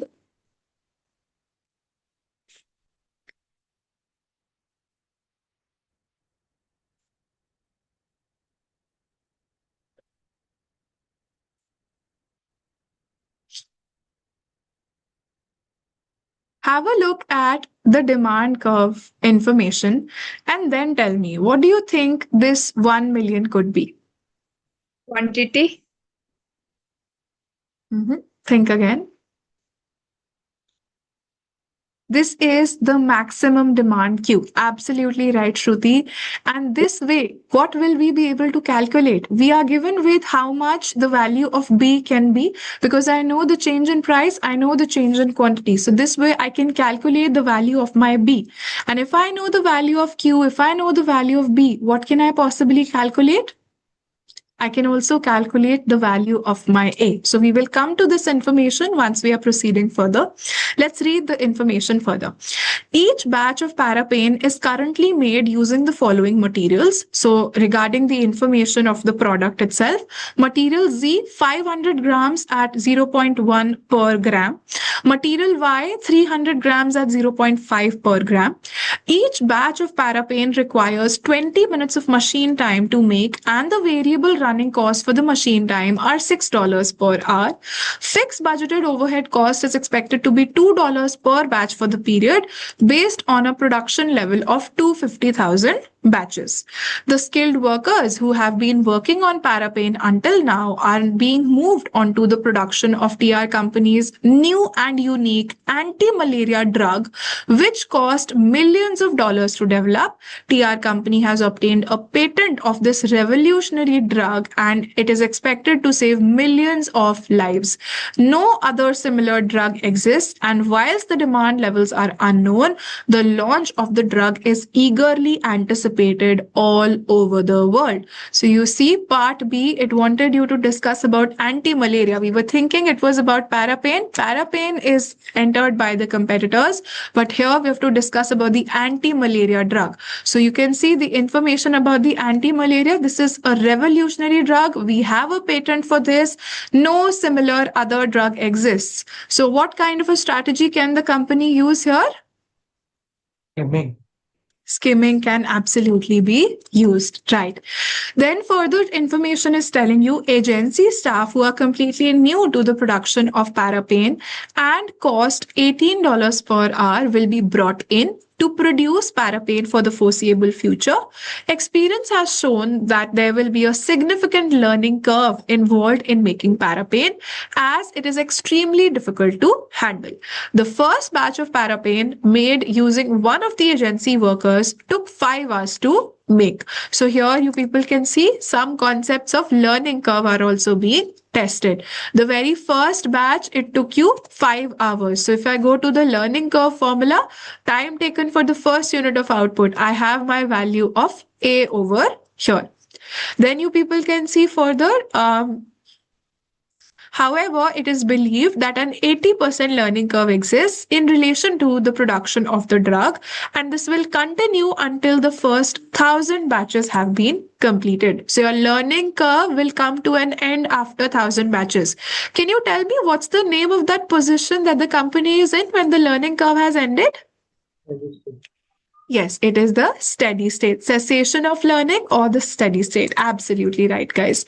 TR Company's management has said that any pricing decisions about parapain should be based on the time that it takes to make the 1,000th batch of the drug. So how can we calculate the cost of the 1,000th batch, guys? Have we learned something like this before? How can we calculate the cost for the 1,000th batch? By using the formula of learning curve. Yeah, the formula with which we can first calculate the total cost for 999 batches, total cost for 1,000 batches, and then taking the difference. Absolutely right, Karthikeya and Avinash. You people are totally right. So this is how we can do our workings. Now, part A, I'm using this spreadsheet. I will share the link of the spreadsheet with you people once we are through with the session today. And what we are doing is we want to calculate the optimum profit maximizing selling price and the annual profit that the company will make. Okay, this is what I am solving for over here. So how am I going to solve for my final answer? My answer will come in different stages, different steps. So in the question itself, they've given me a hint that I have to use the economist model. P is equals to A minus BQ, and then MC is equals to A minus 2BQ. So what I will do is I will first decide how much are going to be the values. I need to put MC is equal to MR. So I need my demand function and all of the other information. So if we see over here, the value of B is something which we can very easily calculate. How? You can see B is the change in price divided by the change in quantity. So if you see over here, $2 change in price will lead to $5,000 of 5,000 batches of change in quantity. So to find out the value of B, I can simply put in these numbers, 2 divided by 5,000. So this has told me that the value of my B is 0.0004. Yes, absolutely. I can see some of you also putting this in the chat box. Great, guys. Now, Negative sign, na? sorry, Negative sign, na? Minus 0.004. that is already there as part of the formula. So we don't need to take it separately. Negative sign basically denotes that there's an opposite relationship between price and quantity. If price increases, quantity goes down. So negative sign is just for that. Right now for our calculations, the formula already has it as a subtraction. So we don't need to put a minus sign over here. Then, guys, we know that the maximum demand that you have in the economy is 1 million batches. So, even if I set the prices as free, what do you people think? If there are only 1 million people in the economy who need this medicine, if I sell it for free, will people take it for free also if they don't need it? No. No, they will not. So, if I set my price at 0, my quantity demanded will be how much? If my price is 0, my quantity demanded will be 1 million. 1 million. Absolutely. Absolutely. So I know that the demand function that we have is P equals A minus BQ. P equals A minus BQ. Now we know that since the maximum demand is 1 million batches at a price equal to 0, customers will demand 1 million batches. So this way, I know that when price will be 0, putting price as 0, I can easily find out the value of my A. So B, I have just now calculated above as 0.0004, and this multiplied with the quantity is 1 million. So 1 million. This way I can easily calculate the value of my A. So 0 is equals to A minus, okay, let's do this working over here. 0, and then you can take it on the other side, whatever is there being subtracted on the right hand side, we will take it on the left hand side. So that means A will become equal to 0.0004 times 1 million. So this is the value of your A. We have successfully calculated A is the price at which the quantity is 0. That means if you set your selling price at $400, no customer is going to come and buy out your product. Do you all follow the steps that we have done until here? Any doubts till here? No, ma'am. All good? Okay, so now I have everything to create my demand function. P is equal to A I have calculated as 400 minus B I have calculated as 0.004, and then Q I will take as it is. So this is my demand function which I have formulated. Now to find out my profit maximum point, I have to take MC is equal to MR. So for that, I need to find out how much my marginal cost is. Marginal cost, what all will we consider? Can you people have a look and let me know? Variable costs. All the variable costs. So we can see some costs related to the material, and then anything else that we have to consider? No, ma'am. Only 6. Don't you see anything else? Only material is needed? No other variable costs are there? 18. Sorry? Read this paragraph, guys. 18. We have to find out how much the variable cost will be as far as the labor is concerned. Labor, we are paying $18 per hour, but we need to know how many hours the labor has to work per unit. So we have to take for that. And then something was given to us about the machine running also. You people can see the costs of machine running are also $6 per hour. So don't you think this is also a variable cost? The more hours that you run, more money will be spent. So now we will come towards finding out the marginal cost. So some of the costs are very straightforward. Materials I can take very easily. Material Z and then my material X. So it's given to me in the question how much they are going to cost. I'm using 500 grams in total at 0.1. So equals 500 into 0.1. That makes it 50. And for my material Y, it's going to be 300 into 0.5. 300 into 0.5. This is material Y.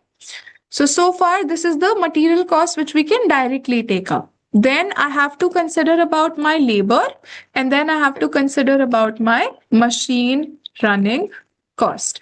Labor cost, I have to use the learning curve and do a very lengthy working for that. But machine running cost is very, very easy. They are telling me that every batch of parapane will require 20 minutes and the money that I'm spending is $6 per hour. So for a whole hour, it takes $6. Will it take me the same amount of money for 20 minutes also? 20 divided by 60. Yes, 20 divided by 60. Absolutely. So $6 times 20 divided by 60. So you can see $2 is what it is going to take you for one particular batch. Now we have to do our workings for the labor. Are you all with me on the three items that we have written so far? Okay.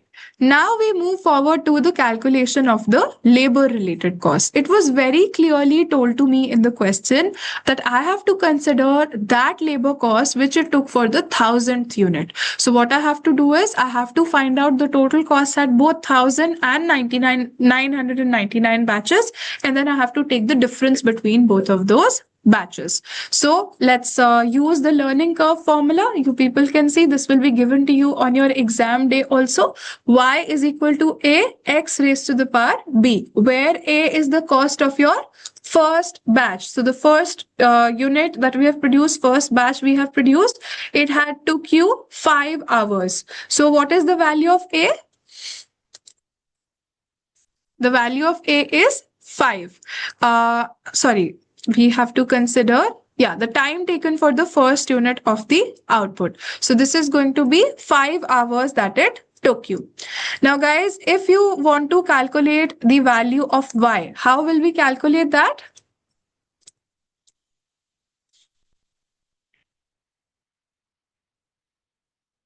How will we calculate that? 5 into 1000 square is Yes. 0.32. So we will take AX raised to the power B at 1000 batches. Your Y's value is going to come out to the value of A we have just now calculated as 5. It's given to us in the question. So 5 multiplied by X. What is the value of X? You can see it is the number of units that you have produced. So right now you've produced 1000 batches. We are doing all this working in batches. So you raise it to the power of B. And what is the value of B? It is log of the learning rate divided by the log of 2. So we can see if this is directly given, the value of B is already given to me in the question. I can simply copy paste from here, raised to the power of, and let me put this also in a bracket. So,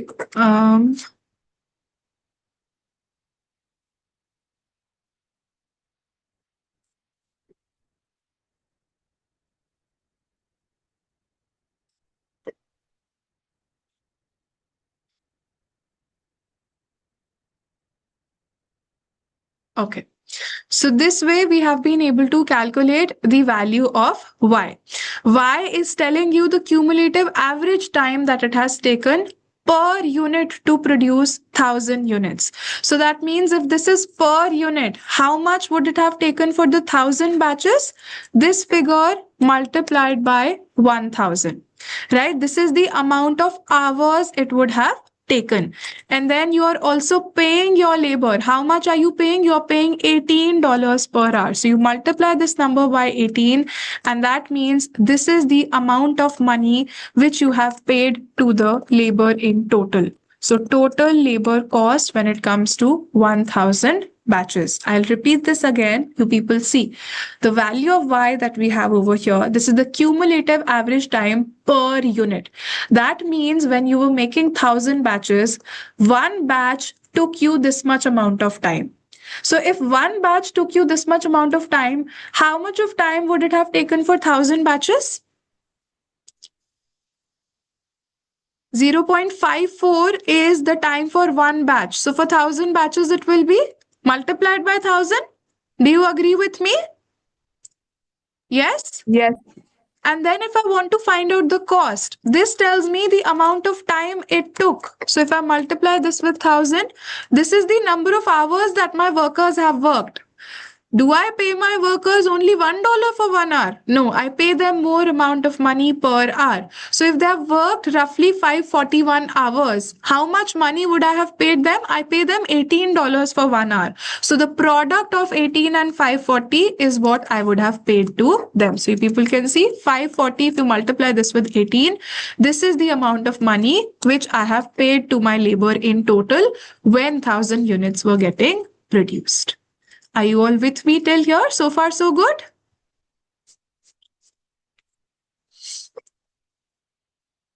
Yes, Ritika? How did you calculate this? Could you please tell me again? Sorry, Aman, come again. How did you calculate the total labor cost? I have gone till 540. After that, what you have given? See, this is the number of hours that labor has taken in total, Aman. 540 is the number of hours that labor has worked. Yes? Hmm. So, if this is the amount of time that they have worked, how much money do you pay them per hour?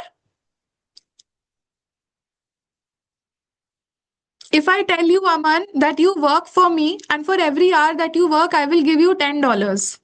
So if you work with me for 5 hours, how much do I owe you? I promised you I will pay you $10 for every hour you work for me. You worked 5 hours for me. So how 50. much will I pay you? I'll pay you 50. It's the product. This is exactly what I did over here. In this question, my workers are paid $18. So time multiplied by their wage rate per hour.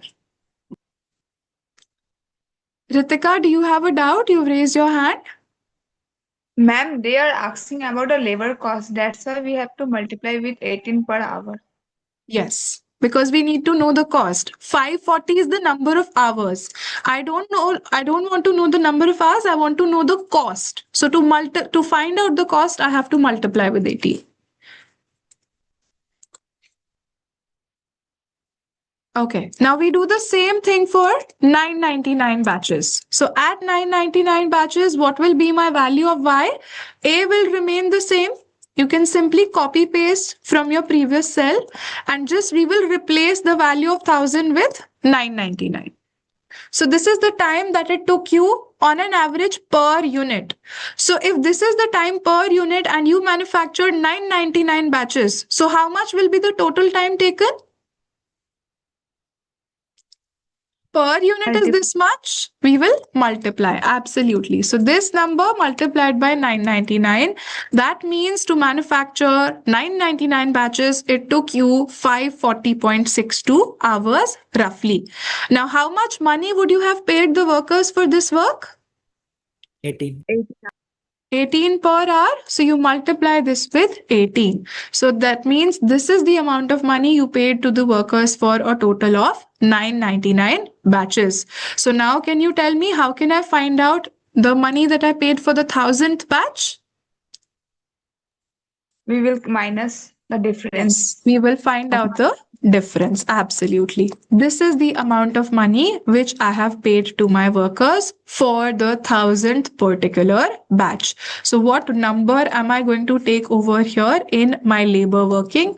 I will use exactly this number. So my total marginal cost that I have been able to calculate is $208.6.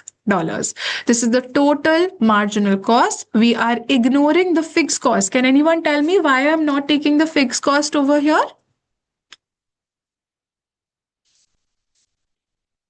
Marginal Because margin cost only only includes which cost? Only includes includes the variable. Absolutely, absolutely right. So we are ignoring the fixed cost. Now we have the marginal cost also. What will we do next? What will be my next step, guys?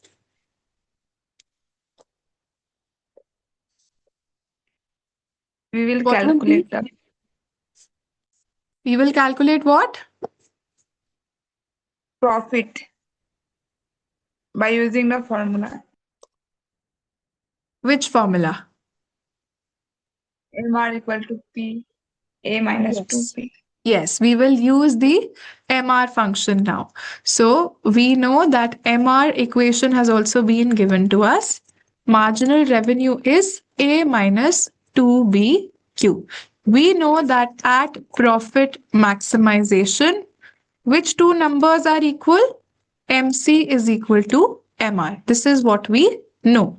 Now what we are going to do is we have calculated the value of MC as 208.603.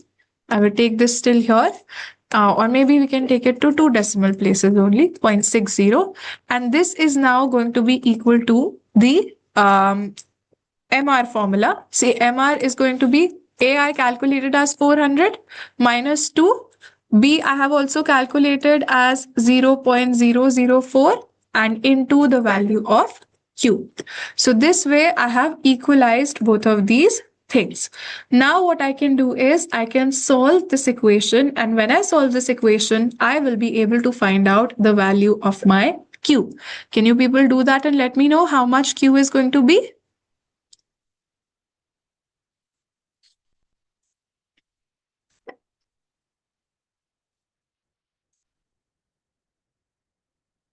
How much will Q come out to be? Yeah, so we'll just run these numbers. 208.6 minus 400 will be equal to minus 0.008 times Q. Minus minus will cancel out from both of the sides. So equals 208.6 minus 400 is equal to minus 0.008 Q. This way, I will equate both of the things together. So the value of Q will be 191.4 divided by 0.008. So this gives me the value of my quantity. So if I want to maximize my profits, I need to sell these many amount of batches. 2,39,250, or how we say it in ACCA terms, 239,250 quantity. Now I know the quantity. I already have my price function from before. P is equals to 400 minus the value of B I had calculated at 0.004 into quantity I have just calculated as 239,250. So the value of P B is will now be going to come to, sorry. B will be 0.0004. Okay, yeah. So equals 400 minus 0.0004 into 239,250. Hit enter, and this is the price that we are going to charge. So right now my first requirement is solved. The question asked me for two requirements in this part itself. I had to calculate the selling price also. I had to calculate the profit also. So right now I have been able to successfully calculate my selling price. Are you all with me till here? Should we now work around the profit that they will earn? Yes. How will we work around the profit, guys? Can anyone tell me?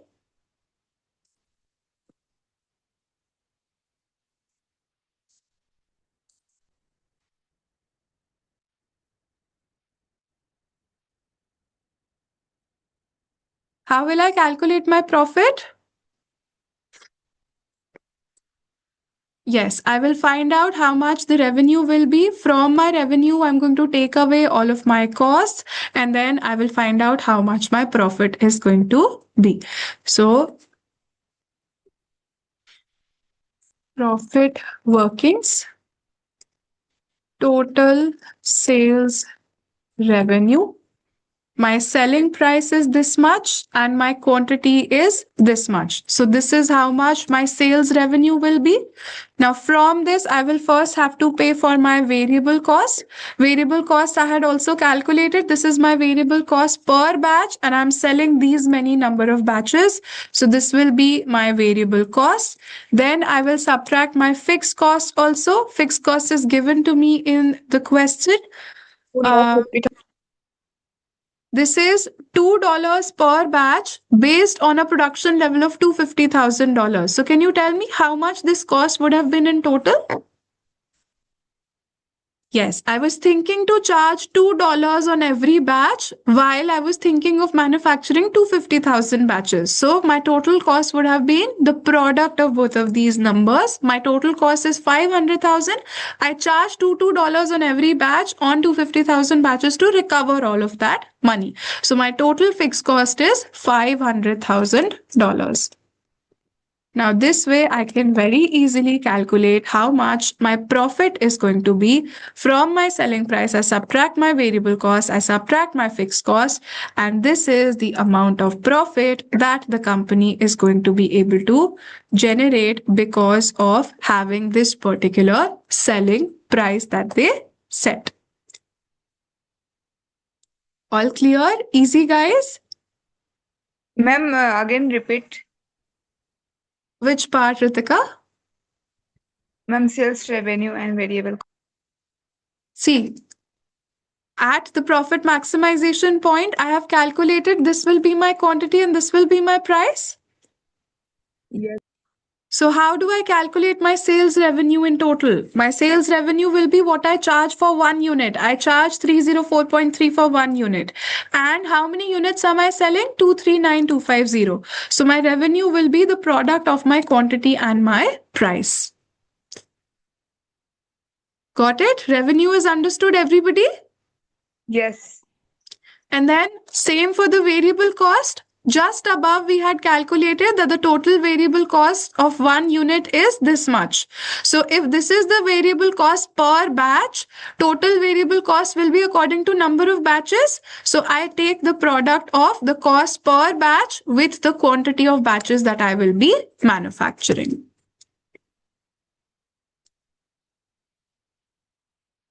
Okay, variable costs also understood? Yes, ma'am, all clear. Okay, great. So this is where we have answered for the entire 12 marks that were available to us for the part A of the question. Now let's head to part B. What do you people say about part B? Deciding for the new anti-malaria drug, whether they should be using penetration or they should be using skimming.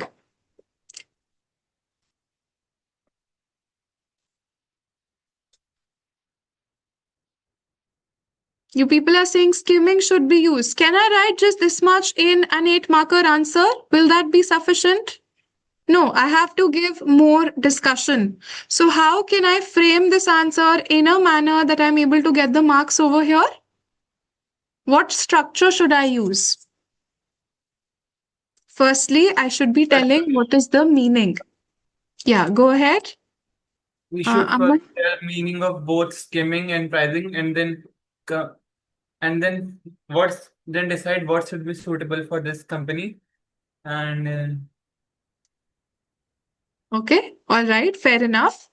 So we will first explain the meaning of the strategy. Then what we can do, because this answer carries more marks, I have to tell exactly to the examiner why I am choosing skimming and why I am rejecting penetration. So what I will do is I will also mention under which conditions do these pricing strategies work well.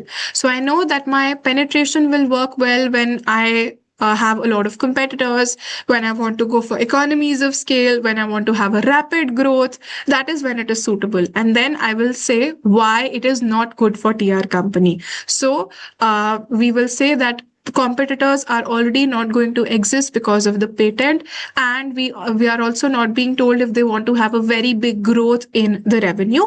Skimming, on the other hand, we'll tell the meaning, we'll tell the conditions, we'll tell why it is suitable. So what are the conditions for skimming? Conditions are your product should be unique, which is applicable for your TR company. The high development cost should be there. We are being told it has costed the company millions of dollars. Thirdly, there should be barriers to entry. So we have a patent which will prevent the competition to enter in the market. Further, another condition is there will be high initial cash flows that we want. So we want to do that because a lot of money has been spent into research and development. Higher prices will help us recover that research and development money. And lastly, guys, because this is such a requirement which carries 8 good marks, it will also make sense that we write a conclusion over here. So a good conclusion will further help us get good marks in this answer. So I will tell you people first the structure that we will follow. Part B. So for both strategies, we will first briefly explain the meaning. Then we are going to talk about conditions when it is suitable. Then we will talk about why it is suitable or not suitable for TR company. And then lastly, we will end with a proper recommendation. This is the structure that we are going to follow. Are you all with me on the structure? Should we now begin to draft this? Easy? The structure makes sense? Okay. Now we will go one by one. We will create our subheadings. Firstly, I will talk about market penetration. So within market penetration, how am I going to define it? I will say that initially low selling prices are charged to increase to, or you can say to gain share in the market. Okay, this is a very brief explanation of penetration. Then I can say when it will be suitable for a company.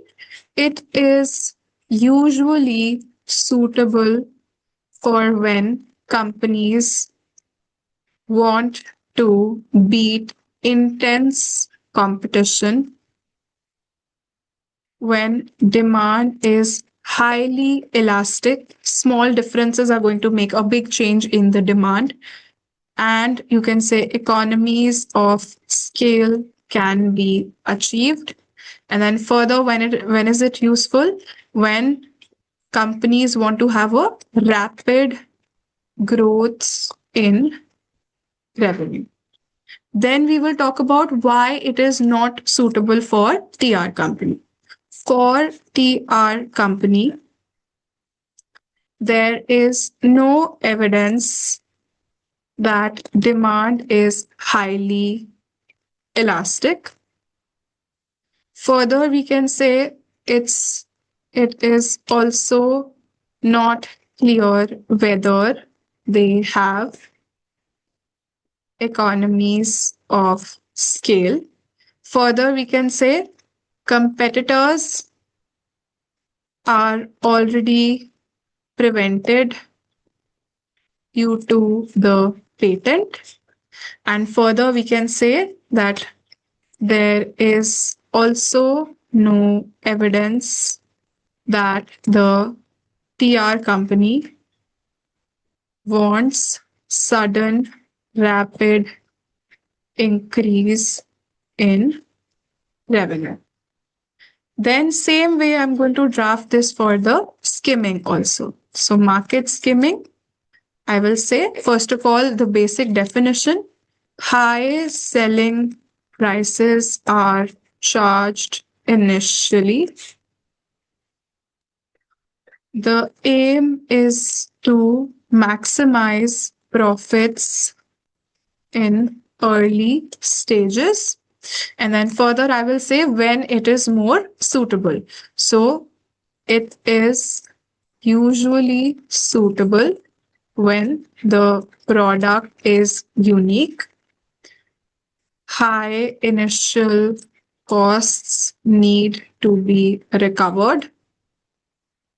And then further, we can say that strong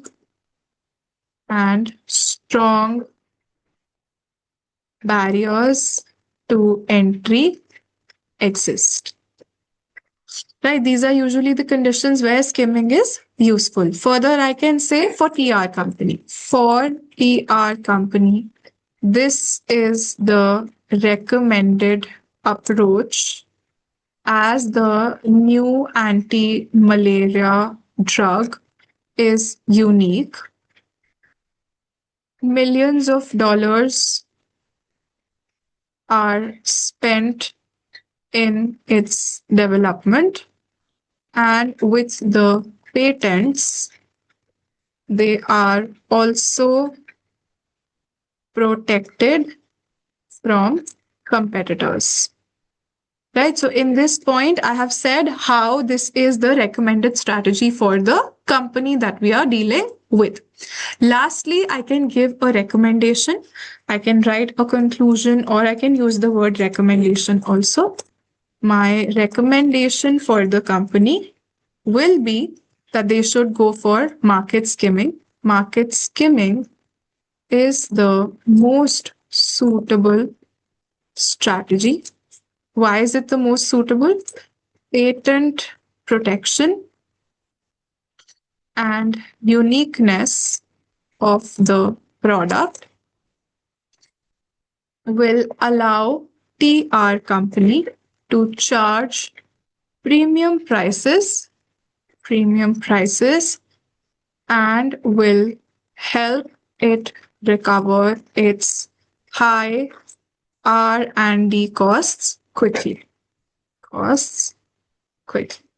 So this is the recommendation that I am closing with. You people can see, not a very sophisticated, not a very, fancy language that you see in my answer, just simply explaining the concept, when it is useful and is it useful for TR company or not, and then finally ending up with a conclusion. Easy. You people can also frame answers like this. It's no rocket science, right?